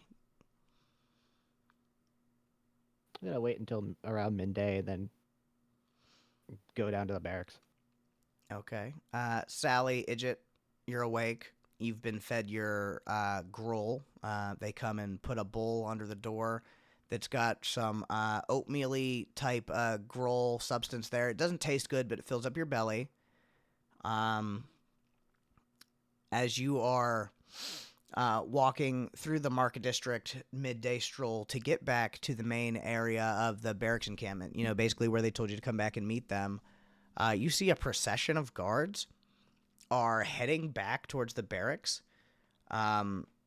It seems like they are carrying something very, very large, and when you take a closer look, you see what looks to be a very, very large skull with one giant hollow in the front of it that looks like it may have housed an incredibly large eyeball at one point. And they're carrying it back to the barracks.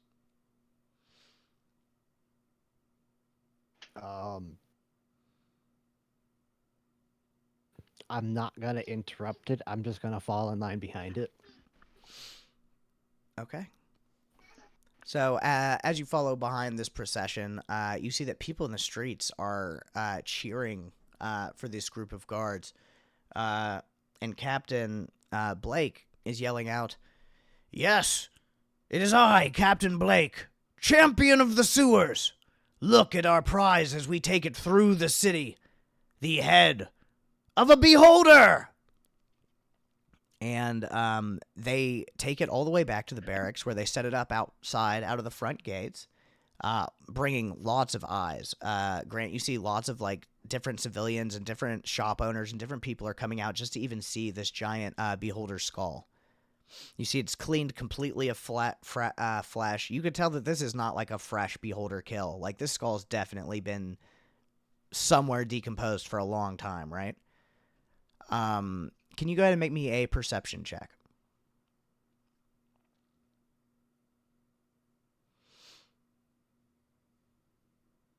18.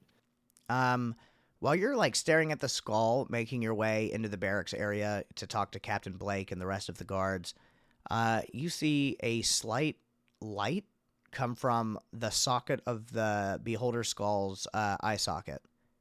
But, I mean, it could have been like a flash of the light. It happened so quick, but you're pretty sure you saw some type of flash come from that skull.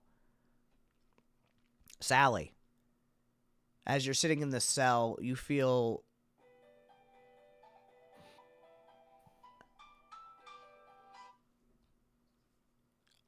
I'm live right now doing D&D stuff. I'll talk to you later.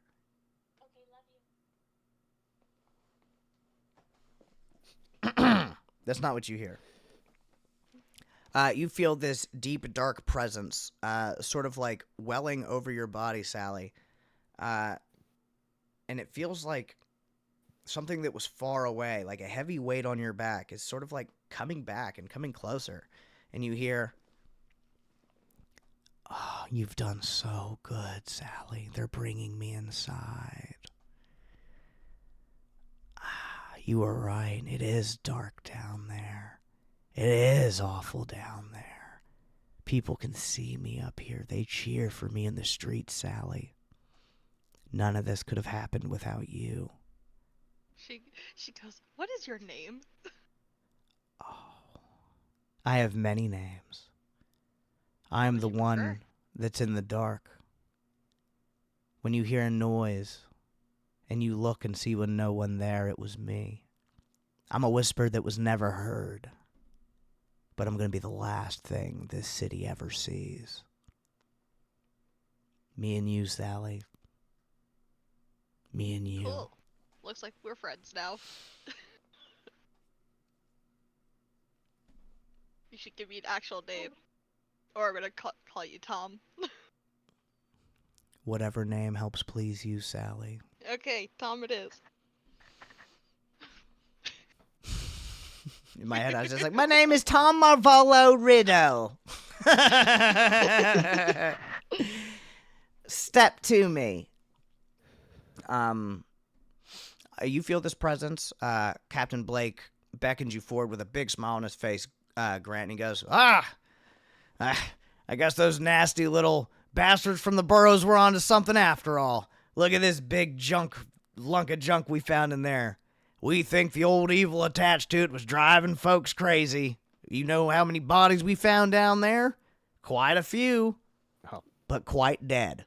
Nothing moving, nothing living. So we hauled this skull out of there. The best way to cure the darkness is with the light. Let the sunlight come down and show this degenerate, nasty old monster who's boss. What do you think about them apples, Grant? You ready to see your friends? I mean, sure. I mean, I don't know if I'm gonna call them friends yet, but they're at least okay acquaintances. But yeah, that'd be cool. And that thing's big. Yeah. Well, we think if we'd have caught him at full strength, we'd might have been in trouble. Now, when we went in there, we heard movement, we heard noises, but when we came in there, whatever it was, it definitely decided to leave. We took this old bag of bones up here with us. Sewers are cleared. Captain Blake, hero of the city. Anyway, Oh yeah, you definitely deserve it. we'll go get your nasty friends. So he's Okay. gonna send a guard. Sally, Idjit, you guys are fetched from the dungeon and brought back up to the surface. The guard excitedly tells you guys the story of how they defeated the undead beholder skull by bringing it out into the sun. And pretty much thanks you guys for the tip. And so does Captain Blake. He goes, well, I guess I owe some of y'all some type of apology. Sally, Miss Sally, you and your companion provided a service to the city, and we appreciate you. We were just trying to help. I see that now, and you know what? I was going to hold you in that cell for a long time and then try to make maybe some public statement about it. But I'm going to say, you and us, even Steven, we're clear now. Y'all caused trouble, but it turns out there was a real trouble there, and you helped bring that to light. So you know what? Y'all are good in my book. She holds out her hand. He shakes your hand. Yes.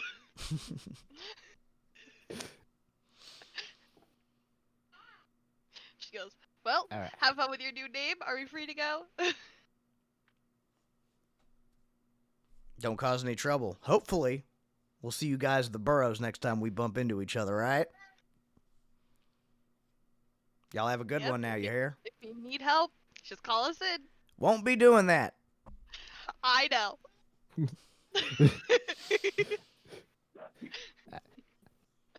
Hopefully, won't see you later for any bad reason, Captain. He just nods and he goes back to being captain of the guard. Sally's going home. Okay, y'all are going back to the Arcana Adventurers headquarters. Yes. Yes. Okay, so is Idjit. You guys seem tired. Grant, what are you doing? I'm gonna go with them. Okay. You're not invited. You followed me to my house. I'm following you to your house. Oh. You try to tell Grant to go, and he doesn't seem to be wanting to hear any of that, and That's fine. You continues. can sleep outside like we did. She's not letting him inside. She's gonna lock the door. Okay, as you guys make your way back to the burrows, one of the guards stops you, Sally and Idjit, and they go, "Oh, hey, Sally, Idjit. Yeah. We ran into Locke the other day. He did. Mm-hmm. Just want you to know that he said he's going to be around, and he's looking out for you guys, because y'all didn't finish your last mission, and he'd like to finish it with you guys. He's been going around doing, like, small favors for people, but he's not charging anymore. Go figure. If you see him, will you just send him to our house today? We'll be around. Okay, where do you live? I don't really know you like that. Just tell him to go see Sally. Just tell him to go to our house. He knows where we are. Okay. I'll let him know. Thank you. You guys make it back to your house. Y'all are going to go inside, and you're going to lock Grant outside, is what I'm understanding. Grant, are you going to attempt to break in or squeeze in before they lock? Are you going to just allow them to lock you outside, I guess? Oh, I wanted to question a little bit on the way after we passed through into the burrows. Okay.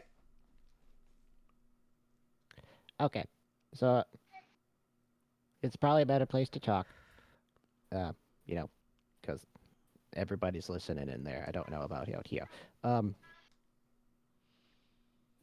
much you want to bet that skull's gonna be a bad news? Hey, Idja, do you hear anything? No.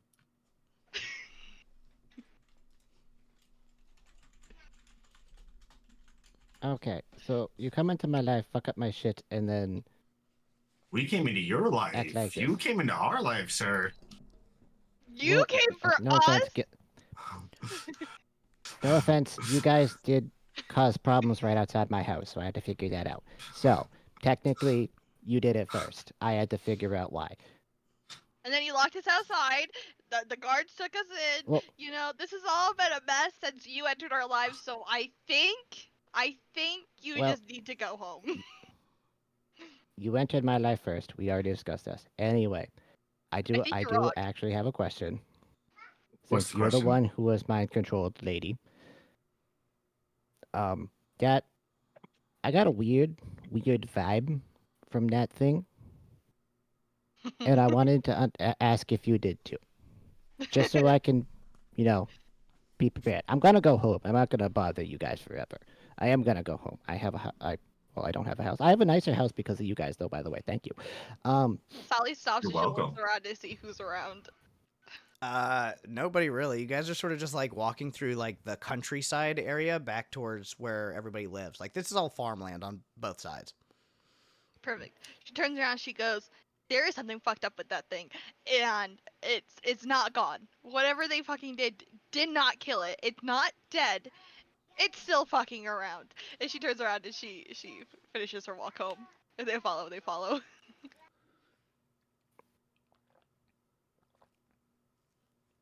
Okay, I had a feeling. I'm gonna go home and keep an eye on it.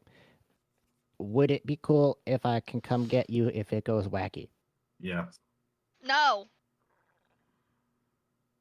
Well, do you Yes, want to you can help come handle get it me. first, or do you want to deal with the aftermath? Well, it's you come get us and we get into more trouble, or you don't get us and we don't get into more trouble. So, Or I don't gonna get you in this trouble anyway. yeah, in the city where it's not our area, we'll protect the boroughs. I'm done with the city for now. Okay, but the vampire was attacking the burrows and was from the city, so it kind of Yeah, and overlaps. we took care of that. Boroughs are now safe again from the vampire. Did we though? We need to. Yeah, the vampire's dead. We need to go make money. I can't be dealing with the city anymore. Okay, well, I can't blame you, honestly. But if it does go shitty in there, it's probably gonna go shitty out here really quick. So that's why I was asking. But Idjit, you seem cool. You said yes. So if there's shit, I'll come explain it to you. And if you think it's gonna affect the burrows, you can tell her, and then we can deal with it. Okay. That cool? Yeah. Got a cool intermediary, Sally? She's walking away. Okay. Just gotta be. So Idjit and Okay, Grant well- have an understanding before the party splits their ways. Is from what I'm understanding. Grant's going to go back to his house. Idjit and Sally are going to go back to theirs. Yeah? Yep. Okay. You guys get back to your house before Grant does. You open the door, Sally, and go in. Something smells metallic. Wet. It smells like blood. When you look up, She just goes, "Are you fucking here?" Sally, on top of your desk is what looks like a pro. I can't think of the word. Pro. When you get your arm cut off and you put another fake arm on there, that arm is called a. Prosthetic. Prosthetic. You see what looks to be a child's prosthetic arm on your desk, and attached to it is what remains of what looks to be a child's arm still attached to it. It looks like maybe it was ripped off of the body of someone and then placed upon your desk. The blood is still wet.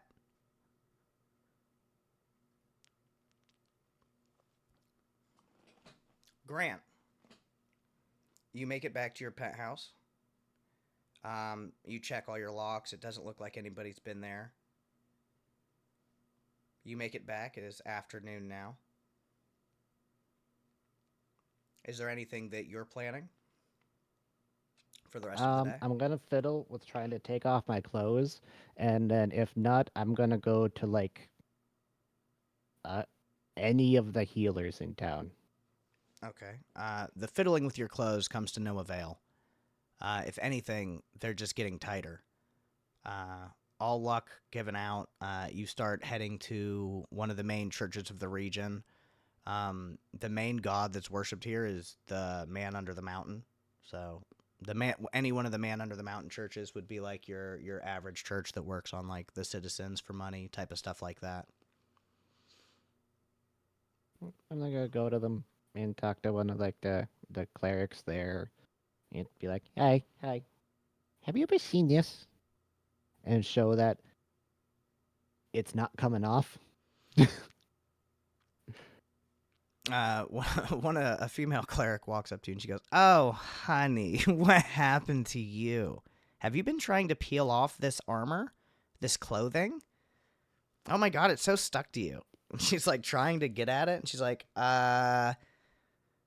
did you make any enemies recently?" I mean, I guess kind of, sorta. I was living near where they found the skull the captain found. Oh no. Have you been praying to the Man Under the Mountain 3 times a day and giving, penitence? Well, I've been doing my due diligence, but I've been a little busy the past couple of days, so maybe I missed a few. Oh, sweet child, when we play with the gods, that is when we lose our earthly coils. Come pray with me.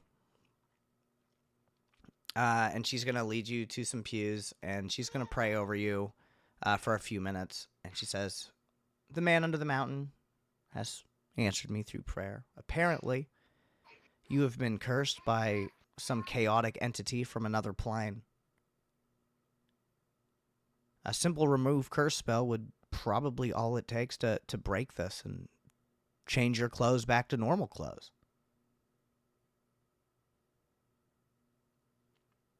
Does anyone here have that power?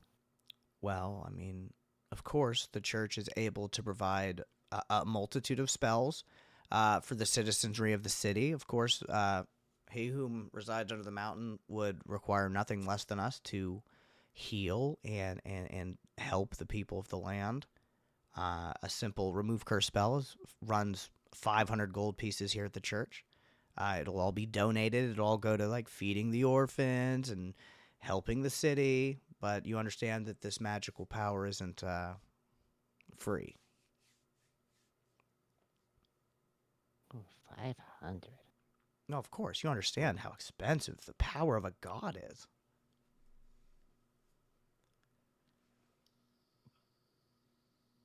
Has anyone ever actually been able to afford that?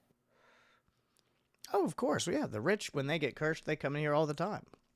I mean, they're That makes sense. and then sometimes when the desperate come in here and they are accursed, and there's always a way to work off your debt with the church. Are you saying that perhaps you do not have 500 gold pieces, young sir? No. Working to help keep the sub safe doesn't pay much. We understand. The Lord's blessings are quite often not of financial gain. As you look around, you're in this beautiful, giant, well-lit church in the middle of the nicest part of the city. He says, well, if you're willing to work, God's power does come, but only to those that work. Those that ask shall receive.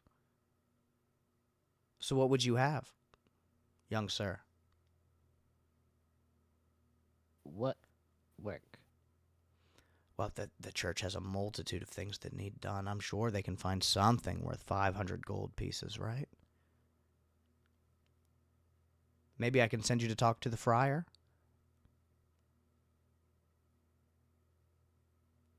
That might be okay. I mean, All right, and she Talk points you to- towards a rotund man in a friar's outfit, slightly balding.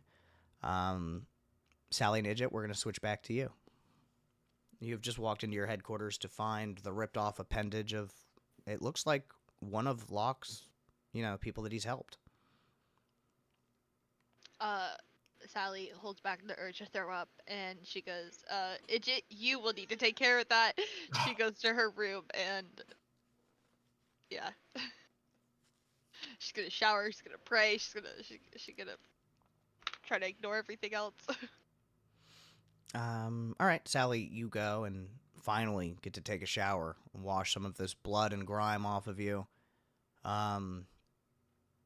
You pray and you don't get any answer back. You wash off all of the dirt and all the tiredness. Idget, you're left alone in this front room of your headquarters, the mutilated body piece in front of you. What would you like to do? I go over to it and look at it to see what all's there. Like, It looks like the bone of a shoulder socket, a little bit of arm meat down here, stuck into a metallic prosthetic arm. Upon closer inspection, near the center of the forearm on the prosthetic, you do see the shield insignia of something created by Locke.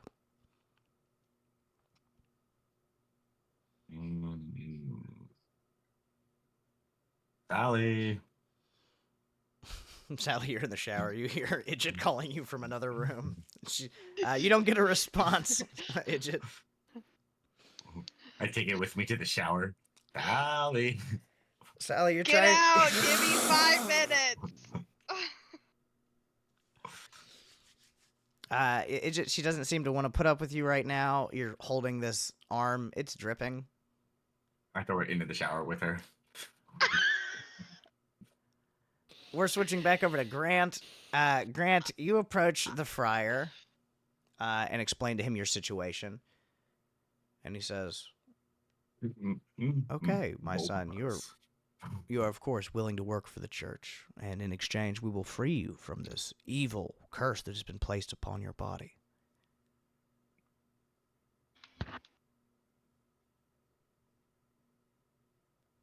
What might I have to do for the church? Because that seems like a quite a lot of money that I would have to work off. The church has found rumors of an item hidden beyond the wall. It is some type of stone created by the man who lives under the mountain long ago, back during the time of gods reigning over man. It is said that with this stone, properly attuned to a cleric of strong enough power and will, that they would be able to resurrect the dead. I have a map, and I have a location of a cave, known as the Cave of Sorrows. Within this cave, it is rumored that this is where the stone is. We will free you of your curse. We will send perhaps a deacon with you to help you on your quest. And you will retrieve the stone and bring it back here. I'm sure you understand the importance of secrecy in this mission. And looking upon your body, it seems that these clothes that you're wearing are going to squeeze and squeeze and squeeze until there's nothing more. So for me to cast this magic upon you, the man under the mountain is saving your life. And in exchange, this would be the mission that you would need to accomplish for us. Do you accept? Yes. Grant, you accept the mission, and he casts a spell over you. You feel your clothes slowly start to pull away from your body. You feel yourself able to breathe better. Your headache starts to go away. You feel the curse lift off of your body. Now, I'm sure you immediately feel better. You're going to need to rest for this night. And in the morning, come back here to the church. I don't know if you can make it by yourself, so you might need to go out and get some friends. Just remember, no one can know the true intention of the stone. Understood. I thank to you and to the man on the mountain.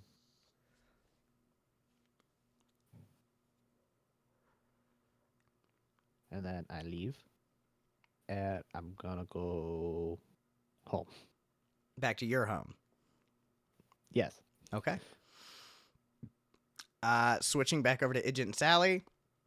Sally, you're like close to a mental breakdown. Idjit is not respecting that, and he throws the child's limb / prosthetic. Shower. Never trust the church. 1,000 to curse you, Grant.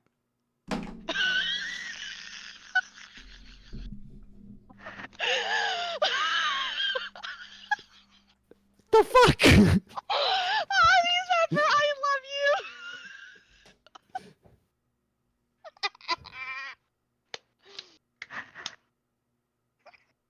Just because I read them and use them doesn't mean I trust them.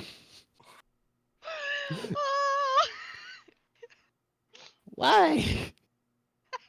It's a 3-in-1 game. Why?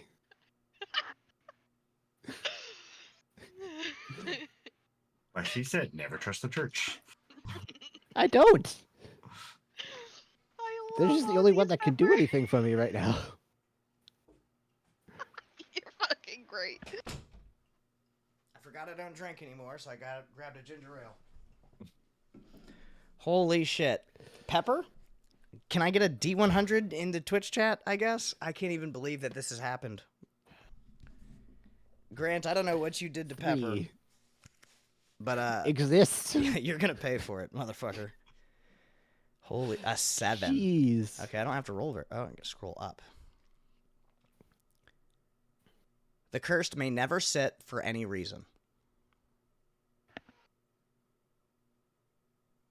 Oh. So write Okay. that down. Your character is Can. incapable of sitting for any reason at any time ever. Cool. That's an easy thing to get past. Damn, wish that you had it earlier when we were supposed to sit for the guards. I'm sorry, I can't sit. Why not? I never fucking learned. I command you to sit or else. Oh my So- god, so immediately cursed. Not that you know this yet. This is all out of game that you've been cursed, but yeah, alright. Double cursed. Now where were you going again? I was gonna go home. I'm going home. I'm gonna get inside and try to sit on my bed. You go home, your clothes finally uncursed. You take off your shirt and you sit down to take off your boots and socks, but like you can't? Like you want to sit down, your brain is telling your body to sit, but for some reason you just feel compelled to not sit. Okay, so I will just kneel on the floor and take off my shoes. Okay, you kneel and take off your shoes one at a time and get changed. And then I stand up, Mm-hmm. try to sit down again. Nope. Can't. Get flustered and just jump on the bed and lay down. Okay, you skip the Like, sitting just position. jump. I just jump, go from straight up, just go, and land on the bed sideways. Okay, you launch yourself into bed successfully. Back to Idjit and Sally, who are having some kind of moment. Just out of character alpha question. Mhm. Do both of his curses that he had go away with remove curse? The it's just lightning bolt one, because I thought remove curse was all curses at that point in time. You haven't seen It was just Grant. one. Well, I'm just wondering out of character. Out of character? I'm For- not for telling Alpha's you knowledge. anything. Okay. Just for alpha's knowledge. Fuck Alpha. I'm not telling her nothing. She has, Anyways, Sally has to find out. Anyways, Sally hops out of the shower and she goes, "You are the fluffiest motherfucking thing in the goddamn world." And she pets his head. Idjit response.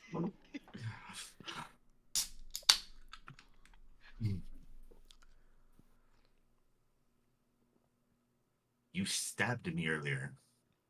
And then you're leaving me to deal with this without you? No. I didn't stab you. I don't know what you're talking about. That wasn't you that came down No. the ladder and stabbed me before I smashed your head into the ladder? I don't know what you're talking about. Well, let me inform you. The reason why your face was all bloody is because I smashed your face into the ladder after you stabbed me. Sally, so I was attacked just like by a you. like a flashback, Sally. You do have a memory of sticking your knife inside somebody's side and then a flashing light. Yeah, So. that was my buddy trying to get me to sacrifice you. That wasn't me. Well, because you did that, I'm not dealing with this alone. This is I a just you and needed me a thing. fucking shower. Locke was our friend, not just mine. So you could have waited to take a shower. You could have waited to take a shower. You could Well, have now waited. it's in the shower. Now what are we doing with it? Because now Well, there's a kid out there Biffy, with how no about you? arm.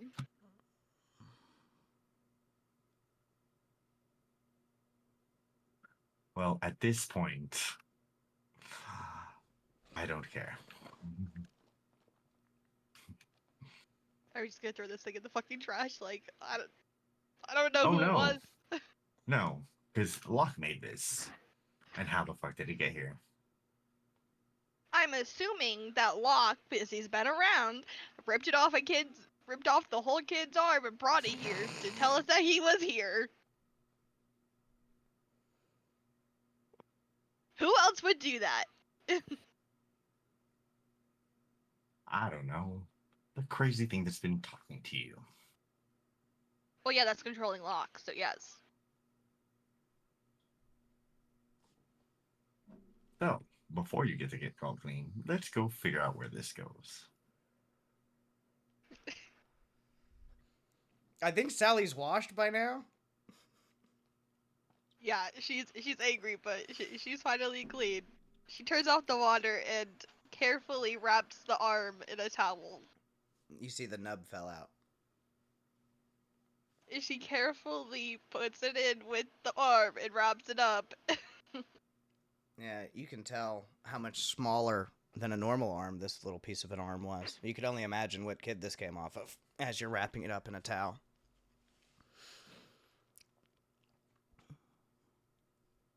Let's go.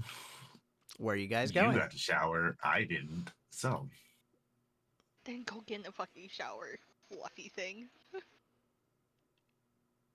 oh no, we got to deal with this first. Sally goes into her room and she gets dressed.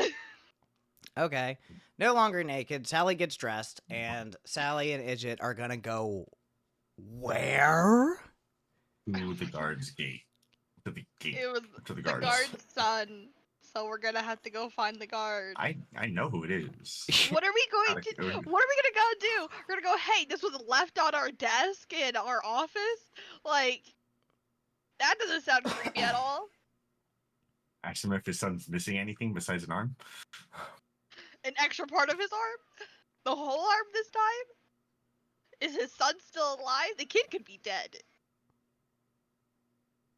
And we're gonna go say, hey, we have his arm. Is that really a great plan here? I am the brawn. You are the brain. I'm not braining right now. I've been... I don't know when I've ever read the brain. I've been a little fucked up.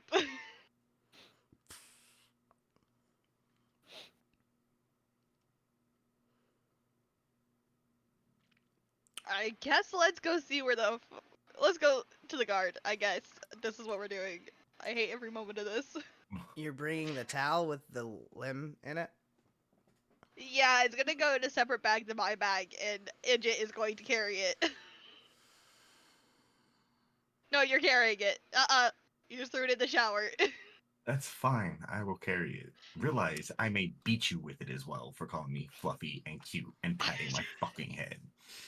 I just Okay. called you fluffy twice. Grant's asleep in his bed. Idget and Sally. Idget carrying the remains, I guess. Y'all head to find the gate guard and find the guard that you guys know from Locke. And then what? Let me get comfortable. I want to hear this. I don't want to be here, so take it away. Ask him how his son's doing.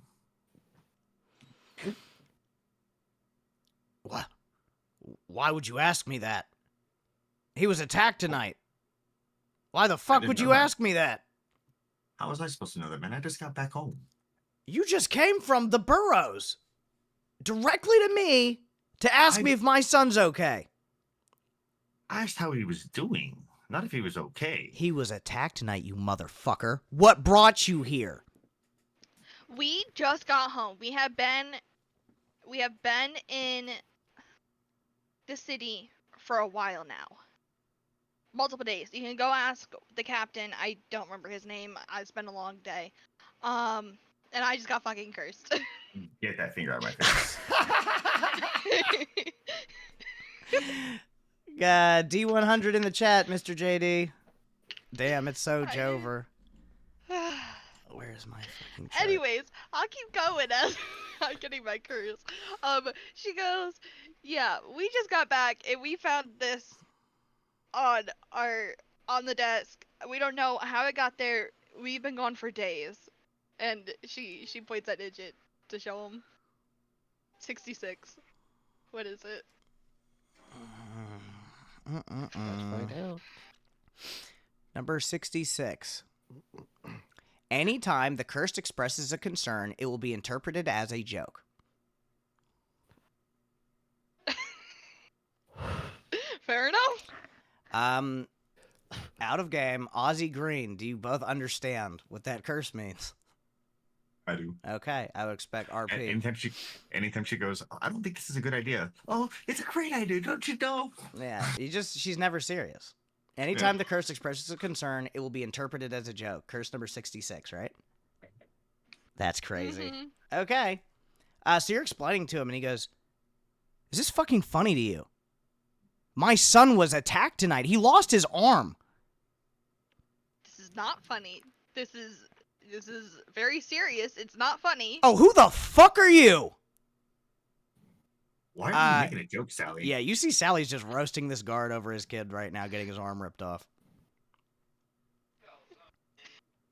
Sally, if I knew this is how you were gonna be, I would have just left you at the house. I'm trying to be serious. And now, I'm being serious. Idjit, she's laughing in your face now. Sally, go home. Go. I wanted to stay home in the first place. She walks away. She leaves. She's She gone. says something really smart ass on her way away, joking about not wanting to come to begin with or something. The guard is very upset. He's taken the prosthetic from you, and he's just like, okay, so it was obviously her, right? We've been together for 2 days. We've been in the city. We fought a vampire. We were arrested. We just got out of jail this morning because Y'all were in They jail thought- yesterday? For what? yeah, they thought we were killing people, and then they went down in the sewers and they found the beholder skull. I'm going to Captain Blake. Go ahead. She's going to be arrested for this. This will not It stand. wasn't her. You She would was say with that. me. You were with her. What brought you to me? How did you know? How did you know to come to me? Because it had Locke's symbol on it. And I know Locke made that for your son. You were Locke's friend. Yeah.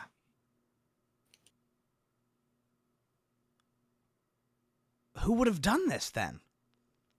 I don't know, man. Like, I don't know who put it in our house. Like, it was literally on on her desk. You when we need to got there. figure this out. I'm telling Captain Blake what I think. And as of right now, that fucker Sally came from her house to me to mock me because my son hurt. You saw it. You saw her mock me. I saw it, yes. She mocked you. There's obviously something going on here. And I'm telling Captain Blake, you need to watch for yourself, Idjit. You've already lost one friend. What's the one thing in common? And he looks off Look. towards your house. Look, I promise you it's not her. Tell it to Captain fucking s- Blake. I staked that on my life. Curse the DM? That's not a thing. That's not a thing. That doesn't exist. First of all, chat, how would you, too bad paid you. Fuck you. There's no way to curse the DM. How would you curse the DM? Brandon, you can curse a player or you can boon a player. I don't even know how you would curse the DM to begin with, so I don't know how to fucking help you with that hype training coming. Curse the DM. That means Jesus remove the Christ. rest of the curses. You have to use no more charts for the rest of the session. I'm not a liar. Do you want to curse a player or do you want... People did it to us all the time. All right, roll a D100. Fuck it. I'll see if it works. This is so stupid. Roll a D100. And her explaining, that wasn't a concern. That's her explaining. She wasn't worried or anything. It was, That's a concern. Yeah, you were expressing yourself. Without the roll. that's not a concern. That's a. You were unconcerned? She was stating the fact. I She thought wasn't you concerned went there about it. because you were very concerned.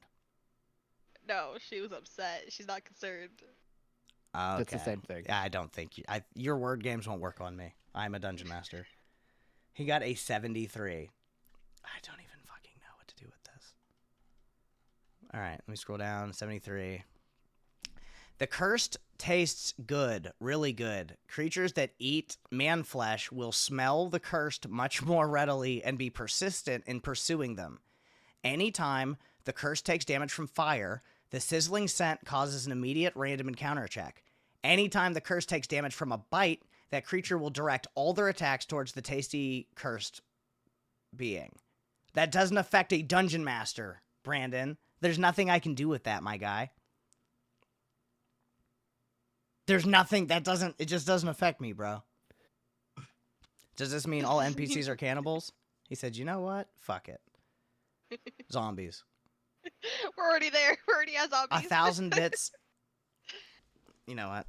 To- Wait, nope. Summon zombies. I'm looking through my curse chart. I'm maximizing it. Give me a second. I'm gonna find something on this stupid chart that works.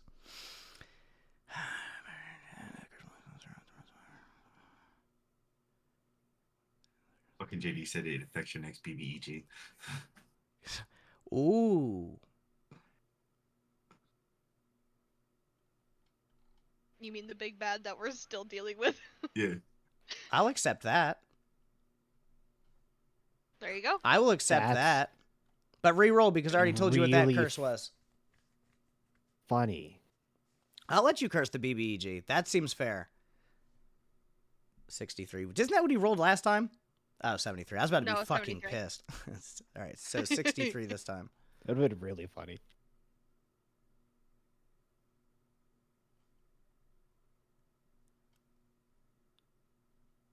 Brandon, I'm going to have to call you tomorrow and talk about this.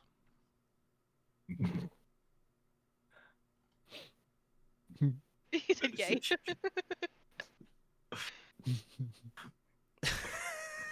I'm just going to read it to you guys. The cursed falls into a deep sleep until their true love's kiss wakes them. He's gone! He's gone!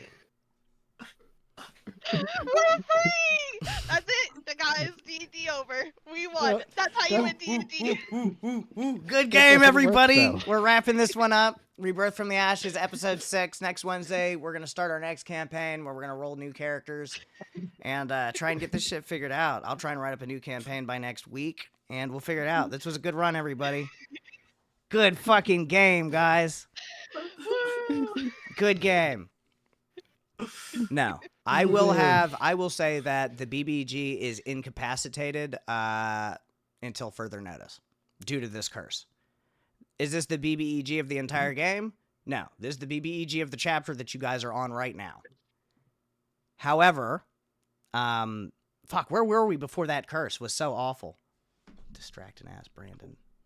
Alpha went home. It was just finishing talking to the guard. Okay, you just finished talking to the guard. He warned you that Sally might be evil. And then he said that he was going to tell Captain Blake Price or Blake, whatever. Yeah. about Sally.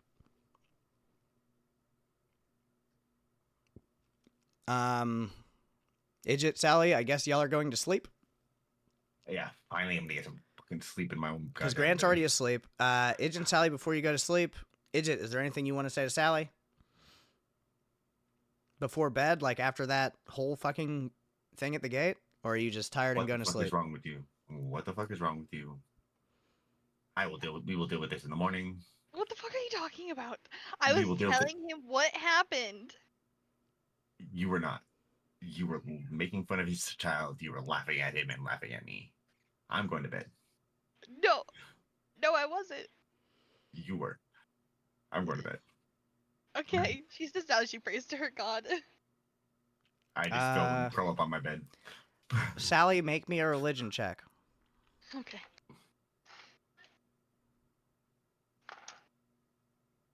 Uh, 17. As you pray, and you're praying to your God, what are you exactly praying for? Give me your prayer. She would sit down and she'd go, I don't know what the fuck's going on. Don't know what has been going on. So confused. The evil thing is still in my brain. Don't want that there. Can you get rid of it? Don't think you can, but if you could, that'd be great. Oh, but I'm always here. Okay, Tom, go away. I'm not praying to you. Oh, but you are. No. Because I'm the one who answers. I don't think your Right. God listens to you anymore. Go away. She goes, I don't know what is going on, but everything everyone thinks I'm telling jokes? Very confused. Anyways, that's it. Because your prayer was very sarcastic, you don't really get an answer, other than from Tom.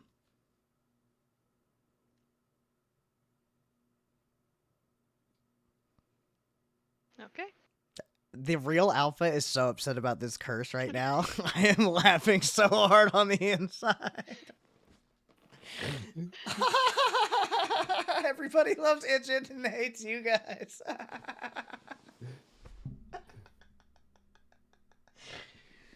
Oh, Lord. So you tell your prayers. It doesn't work out very well, Sally. Idjit, you go to sleep angrily. Grant, you had already went to sleep. You guys wake up, long rested. I guess we'll start with Grant. What do you do, Grant?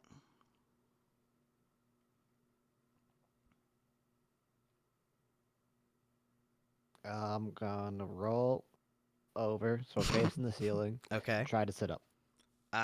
You try to sit up, and you can't.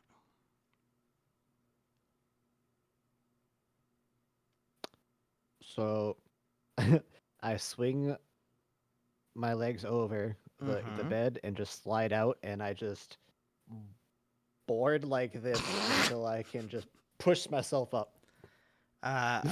Fighting physics, fighting gravity, you are able to finagle yourself out of bed without getting in the sitting motion. Or the seated position. You're not sitting during any part of this. But it is difficult. I'm gonna look at the bed kind of longingly and think to myself, I should probably sleep on the floor. Because then I can do that jumpy thing. Why don't you just roll off Yeah, the bed? Pretty badass. And then I'll just start getting dressed. Not in the clothes that I wore yesterday, the ones that I tried to change into. New clothes. Got you. Okay. Yep. And what are you doing?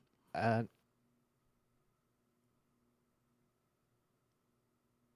have to be at the church. I'm gonna go to the church. Okay. They said they need to be in the morning. You take a stroll through town, and you are heading your way to the church. Idjit and Sally, you guys wake up. Idjit, you are back at full hit points. Your level of exhaustion is gone now. You are good to go. Sally, you wake up fully rested. The first thing you hear when you wake up is, "So, are you joining me today, or are we going to keep playing this game?" She says, "What are you doing today?" Trying to seep into society and destroy the city from inside so that I may reign for 1,000 years from the shadows! Why are you gonna rain from the shadows? That sounds a little creepy, but anyways. I'm hungry. I bet you are too, but too bad I don't have to give you anything else today. You just... That's okay. Locke feeds me now. Wonderful.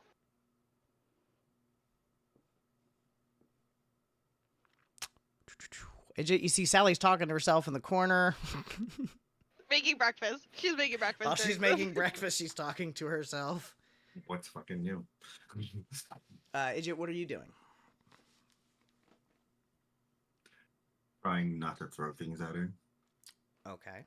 All right. So we're going to say you guys complete breakfast. Grant, you arrive at the church. You see that the friar is there. He sees you and he waves you over. You see next to him is a small, freckled, redheaded man, maybe 18 to 19 years old. Brother Grant, this is Brother Fredrick. He takes intensive recordings of things, all things that are for the church. He is to go with you, help guide you, and to record this noble religious deed in name of the church and the one man under the mountain. Did you bring your party with you? You look to be alone. I was actually gonna ask you. Do you know of anyone that would be willing, that I could maybe hire, that would be willing to go outside the walls with this? Well, I know that there are multiple adventuring companies that specialize in retrieving artifacts from outside of the walls of the city. I can give you a list of the last one we worked with. Brother Locke actually worked with a group called the Arcanic Adventurers. Here's the address. It's a building that is down. I guess this would be in the Burrows. Oh, I think I recognize that name. You definitely recognize that name and that address. Okay, I'll go give them a talking. Maybe try to requisition one of the others if they're not down for it. And then, if Fredrick, if you would like to come along for this, you're welcome. Or you can wait here until I go talk to them. Yes, Brother Grant. Wherever you go, I go. I'll write this down. This is our holy adventure. Fredrick, I don't want to be rude. How capable are you? Anything's possible with the Lord behind our back. I pray to the man under the mountain every day for protection. Okay. No, okay. The man Well, under the that's mountain just wouldn't let anything bad happen to us. This is a religious mission. We go where God sends us, and no harm shall come to us as long as I am there to pray, and you, Grant, are there to protect us. Now guide us with your religious light, and find us adventurers capable of receiving the stone that we're not supposed to talk about. Isn't that right, Brother Grant? Okay. But I know and you know, so it's like we're Yes. secret buddies. I have a secret and you have a secret. Yes. See, you're okay. You're all the way at an 11. I'm gonna need you to dial it down to about a 4. I've been alive for 19 great summers. Okay. that's I've been alive for summers you have. 28. Hope you So- enjoy them. Let's keep going. But you dial it down a little bit. And he follows you. Where are you going? Take a wild guess. As you make your way to the Burrows to go see the Arcana Adventurers, go ahead and roll me a perception check. Perception. 14. Oh, for sure. You notice a poster on the wall. And it says, wanted for questioning and more. Reward 100 gold pieces for information on Sally. And it has a picture of Sally in human form with a ribbon in her hair.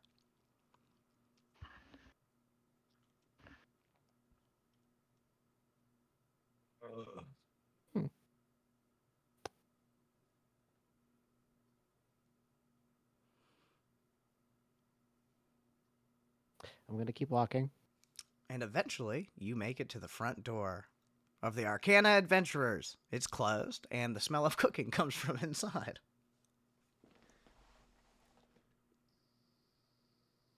Okay, I'm gonna look at Fredrick. Okay. So from this point, I need to do all the talking because I understand people, especially around the burrows. A lot of these people are a little out there. Trust me, I So, understand, Brother keep- Grant. None of these nasty creatures will ever make it to the kingdom of heaven. Okay, and see, you can stink like that, but you can't say it out loud while we're here. Oh, it's a 'cause fact. that It's in could the get us scripture. In trouble. Okay, that's cool. Just don't say it out loud because you're not the one that's being condemned by it. Got it? Oh, okay. Don't worry, Brother Grant. I won't speak out of turn ever. Thank you. And I'm gonna knock on the door. We are here And on a just say mission out from loud, God. Sally Fredrick, goes and I she opens will the door. tape your mouth shut. Oh, As soon as she sees who it is, she closes the door again. oh, Brother Grant. I don't think they like the looks of us. Fredrick, please stop. And I'm just gonna, guys, I know this sounds stupid, but I actually need to buy you for a job. She keeps the door closed. Idjit, you hear Grant's I voice gotta- from outside and a squeaky voice of what sounds to be a younger man. I gotta go- go outside the walls for a magic thing. Do you guys want in? I go out there. Brother to Grant. Grant. You go I outside. just go outside. You see Grant is sitting there with brother Fredrick, who is a 19-year-old bowl cut, freckled, redheaded kid, clutching his paperwork and a pen. Yep, What the idiot. fuck? You want to talk for a second? What the fuck is that next to you? Yeah. He's gonna have to follow me for a bit. Apparently while we were dealing with all that bullshit, I got cursed, and I had to go to the church, get them to remove the curse so I didn't die. And now to pay them back, I gotta go outside the walls and find a thing, and I need some help. I wanted to see if you guys wanted to actually get paid to come with me. Ooh, your curse, big deal. Ah. Sally says that from inside, walking away from the door. Brother Grant, I don't think these miscreants want to help us. Shut up. Frederick, it's okay. He actually is waiting to talk. She's just in a bad mood. Oh, also, idiot. Idjit? Yes. It would probably be a good idea to not have Sally be in the boroughs or the city right now. It's And I'm probably not gonna a good lean- idea for her to be near anybody at I'm the gonna moment. I'm gonna lean into Idjit a little bit and just be like, 100 gold bounty. What did you see? You know, posters.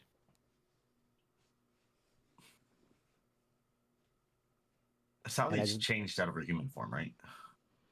Sally is in her human form. Sally has not changed forms in days. Mhm.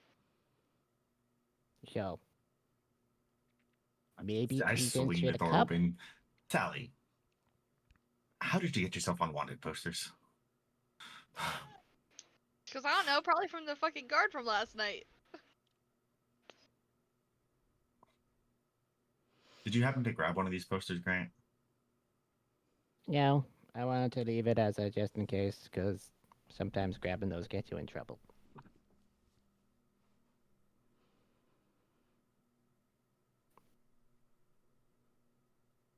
So, best avoid any conspicuous activity. You know what I mean?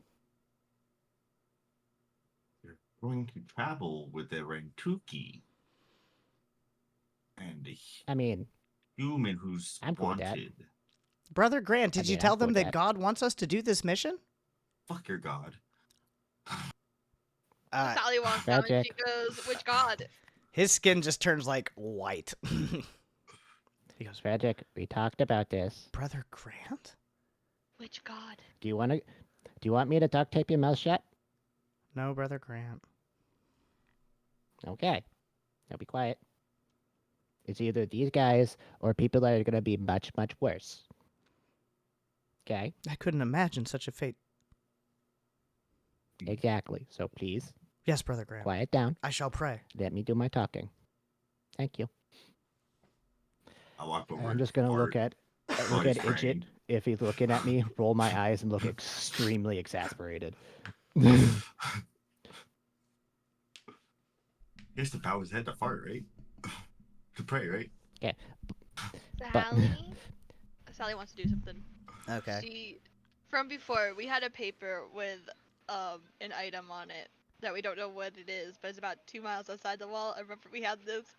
She brings it. She goes, "If you're going outside the wall and you want us to help, you're gonna help me too." Okay, but then you're not getting paid. I'll get paid with whatever this is, so that's fine. Okay, cool. That works for me. You still have to pay Idjit though.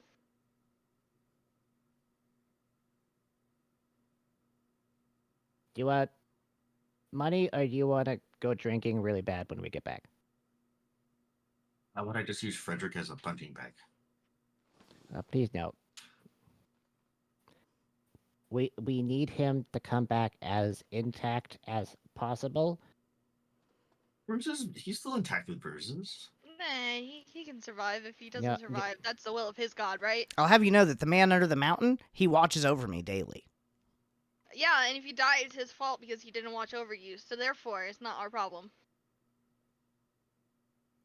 I don't think gods work the way you think they work. Okay. Well, Well, if anyway, he dies, we not our have our problem. team. Fine, We it's fine. Let's I- go. don't go out of the wall, so I'm gonna rely on you guys' expertise for this. And I'm just gonna look after this guy. And I point down at Fredrick. I'm his responsibility. And What can you do? pray and write. Oh, That's it. I've actually been blessed since birth. I have always worshipped the man under the mountain. I pray to him multiple times a day, and with this, he gives me guidance and instructions on how to live a proper and good life. And I use that to help the people of the town. And now we're gonna find this stone. Do you know that there are like zombies and things that are gonna kill you outside the wall? What can you do to protect yourself? Well, that's why they gave me Brother Grant. Brother Grant is an expert in martial combat. And he's gonna make sure that I'm safe.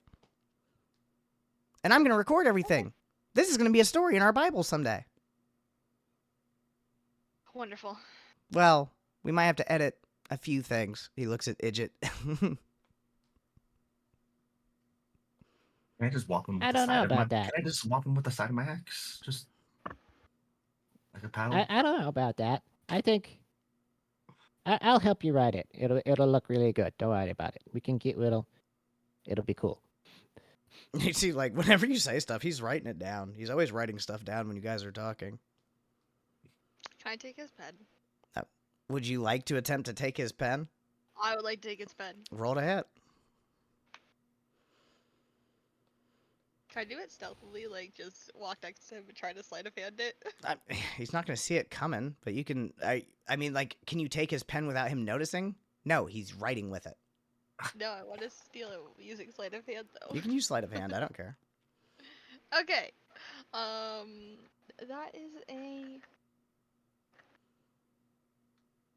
That's a 15. Yeah, you snatch his pen away from him, and he goes, "Oh, Grant, Brother Grant, she's taking my pen. She's trying to disrupt the holy works of the man under the mountain."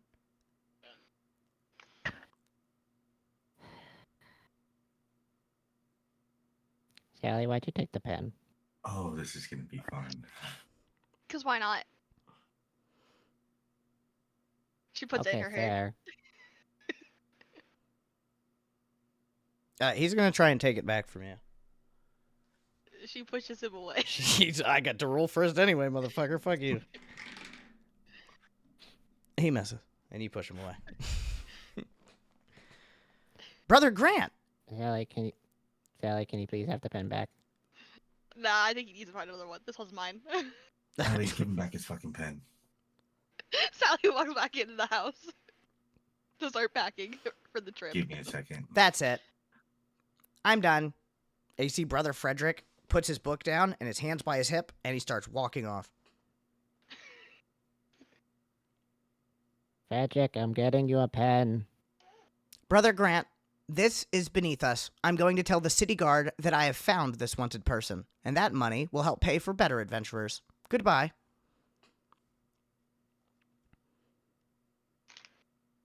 And he starts walking off. But I'm gonna follow after him. You see, he's shaking. He's really upset. Fredrick, if you do this, you will be left behind, and you will not be allowed on another quest. You know this, right? Brother Grant, I think you have a few things misunderstood. I am an emissary of the Lord, the true man under the mountain. You are an employee that has been spared a death-ripping curse. And all you have to do is protect me and take me to go get a rock. And you take me to some house with some non-human, mean bullies who picked on me and took my equipment.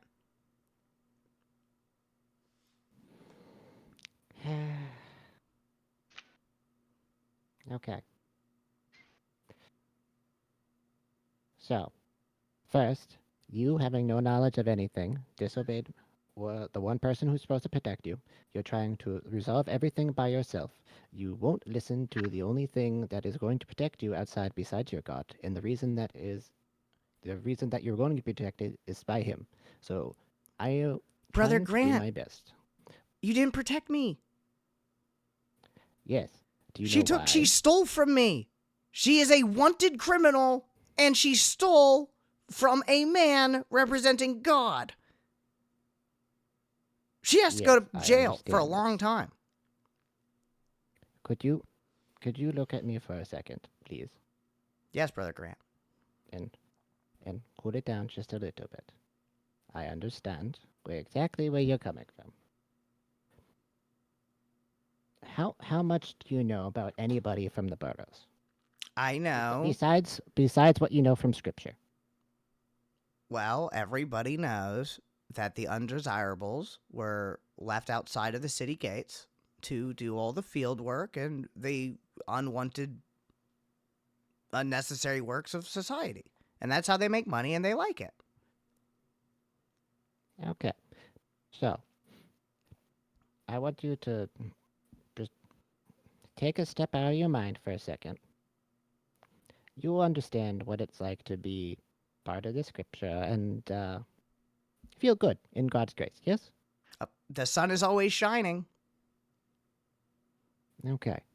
So, we're about to venture outside of the walls or into a place completely devoid of any of God's love, right? Yes. Okay. Have you ever experienced anything like that before? Well, no, Brother Grant. I know that I'm quite young because I'm only 19 and I've never left the city. And I know I was raised in the church and with scripture. But I know that a long time ago, man was strong and man worked for God, and God gave us powers and gifts. And then we spit on God and we turned our backs on him and we lost everything. And the whole world fell into a hellhole.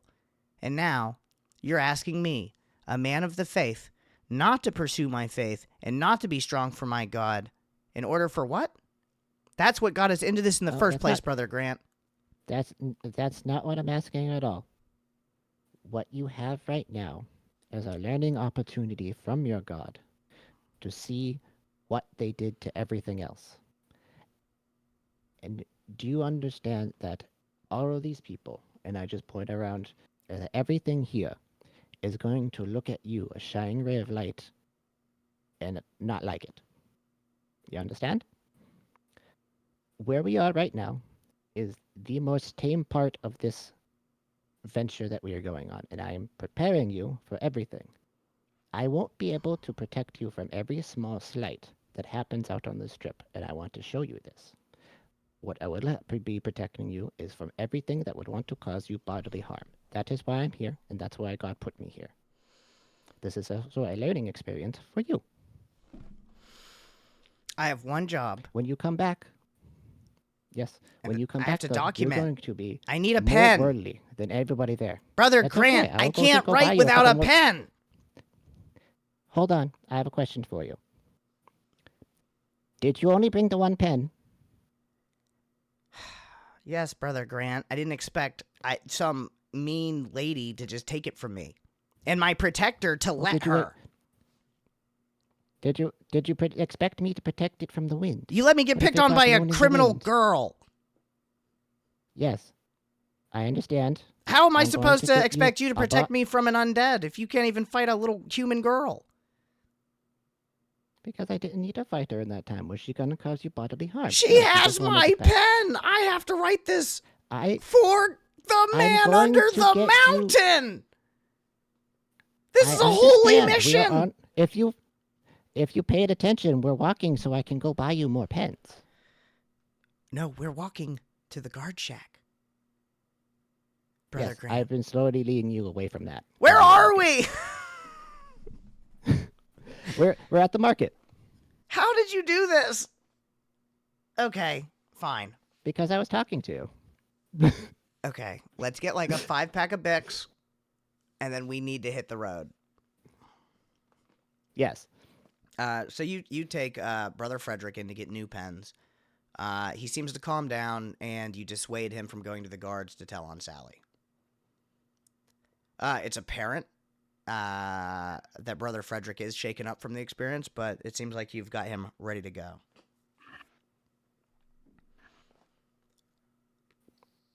Okay. So, I'm going to walk back. I'm going to put Frederick right here. Like, I'm going to put him like 10 feet away from the house. Okay. I'm going to keep. All right. You're going to be right here. I'm walking over there. I'm going to be watching you the whole time. Because we're going to have to do situations like this so I can go take care of some undead. So this is practice right now, okay? You stay I'll be here. right here, I'm Brother gonna go Grant. 10 He opens his I'm gonna pack go of 10 feet pens to that door. and starts writing. Okay. And I'm going to walk up to the door. Mm-hmm. And then knock. You guys ready to go? While they are gone doing their thing, Sally would like to turn into an elf with blonde hair, green eyes, and she has a brown bow in her hair. Okay. You hear a knock on the door. Is it Sally? This elf opens the door. Grant, you see a completely different person than you were expecting. You see an elf. She just described herself, so I don't have to do it again. And you see Idjit is still standing around inside, waiting. We should Hi. be Are ready you to go soon. are you taking the place on this mission? Yeah, my name is Faith, Oh, and cool. Sally is sending me in her place. You just hear, "Gee willikers," from outside. A sign. That's the respect Joseph name. No. Because of Okay. So I hope they briefed you on what we're doing. Yes. It just ignores Okay, Sally. cool. I'm like, all right, I think we're ready to go. Grant. Cool. And then we start heading. Sally, or not Sally. What did you say your new name? Faith. Faith. Faith. Does come off with like a weird twinge of attitude, but you can't quite place it yet because nothing too concerning has been talked about. But the party is now formed. Grant, you have made an alliance with the Arcanic Adventurers. Brother Fredrick writes down this monumental moment in history in his book that he is working on. What do you guys do from here? Are y'all going to head to exit to the outside world? Yes. Okay. You guys start heading south for the first time since this campaign has started. You head downwards, past the burrows, past the unused or barely used barley farms, and head to one of the most outer gates. This gate is extremely fortified. You see guards out of the wazoo on top and below. Recognizing y'all's Arcana Adventurer badges, you guys are waved at. A couple soldiers wish you guys good luck, and they slowly crack open the large 30-foot tall doors that lead to the outside of the wall. And that is where we're going to end tonight's episode. Woo. Final thoughts. Sally. Sally is Faith now. Faith. We'll see how this goes. Grant. Wow. What did I do? Idjit. Why me? Okay. So we're ending episode 6. The party seems fragmented, broken. I think I'm doing a good job then, if the party is a little beat down. Finally leaving the city and entering the wild lands outside of the city. Who knows what is in store next week at 8:30 Central. Get ready for Rebirth from the Ashes, episode 7. Release the inside to the outside for a limited amount of time because they have passes. That's the full name. We're working on it. It's a workshop thing. That's why we do a week in between episodes. Thank you everybody who came up and showed support. Please follow if you haven't. And if you only caught it halfway and want to get the whole thing, or you want to catch the episodes before this, check us out on YouTube. We've got links in the chat if a moderator could hit one of those. And I'm probably going to go on a intermission screen for the next 20-30 minutes. Make sure that my household is in order, use the bathroom, get a little bite to eat. And then I'm going to come back to probably play some Rainbow Six Siege or something. I haven't made up my mind yet. But I'll let you guys know. Thank you so much for coming. We'll see you next week. Nothing but love, you guys. Bye-bye. Peace out, guys. Bye. Peace.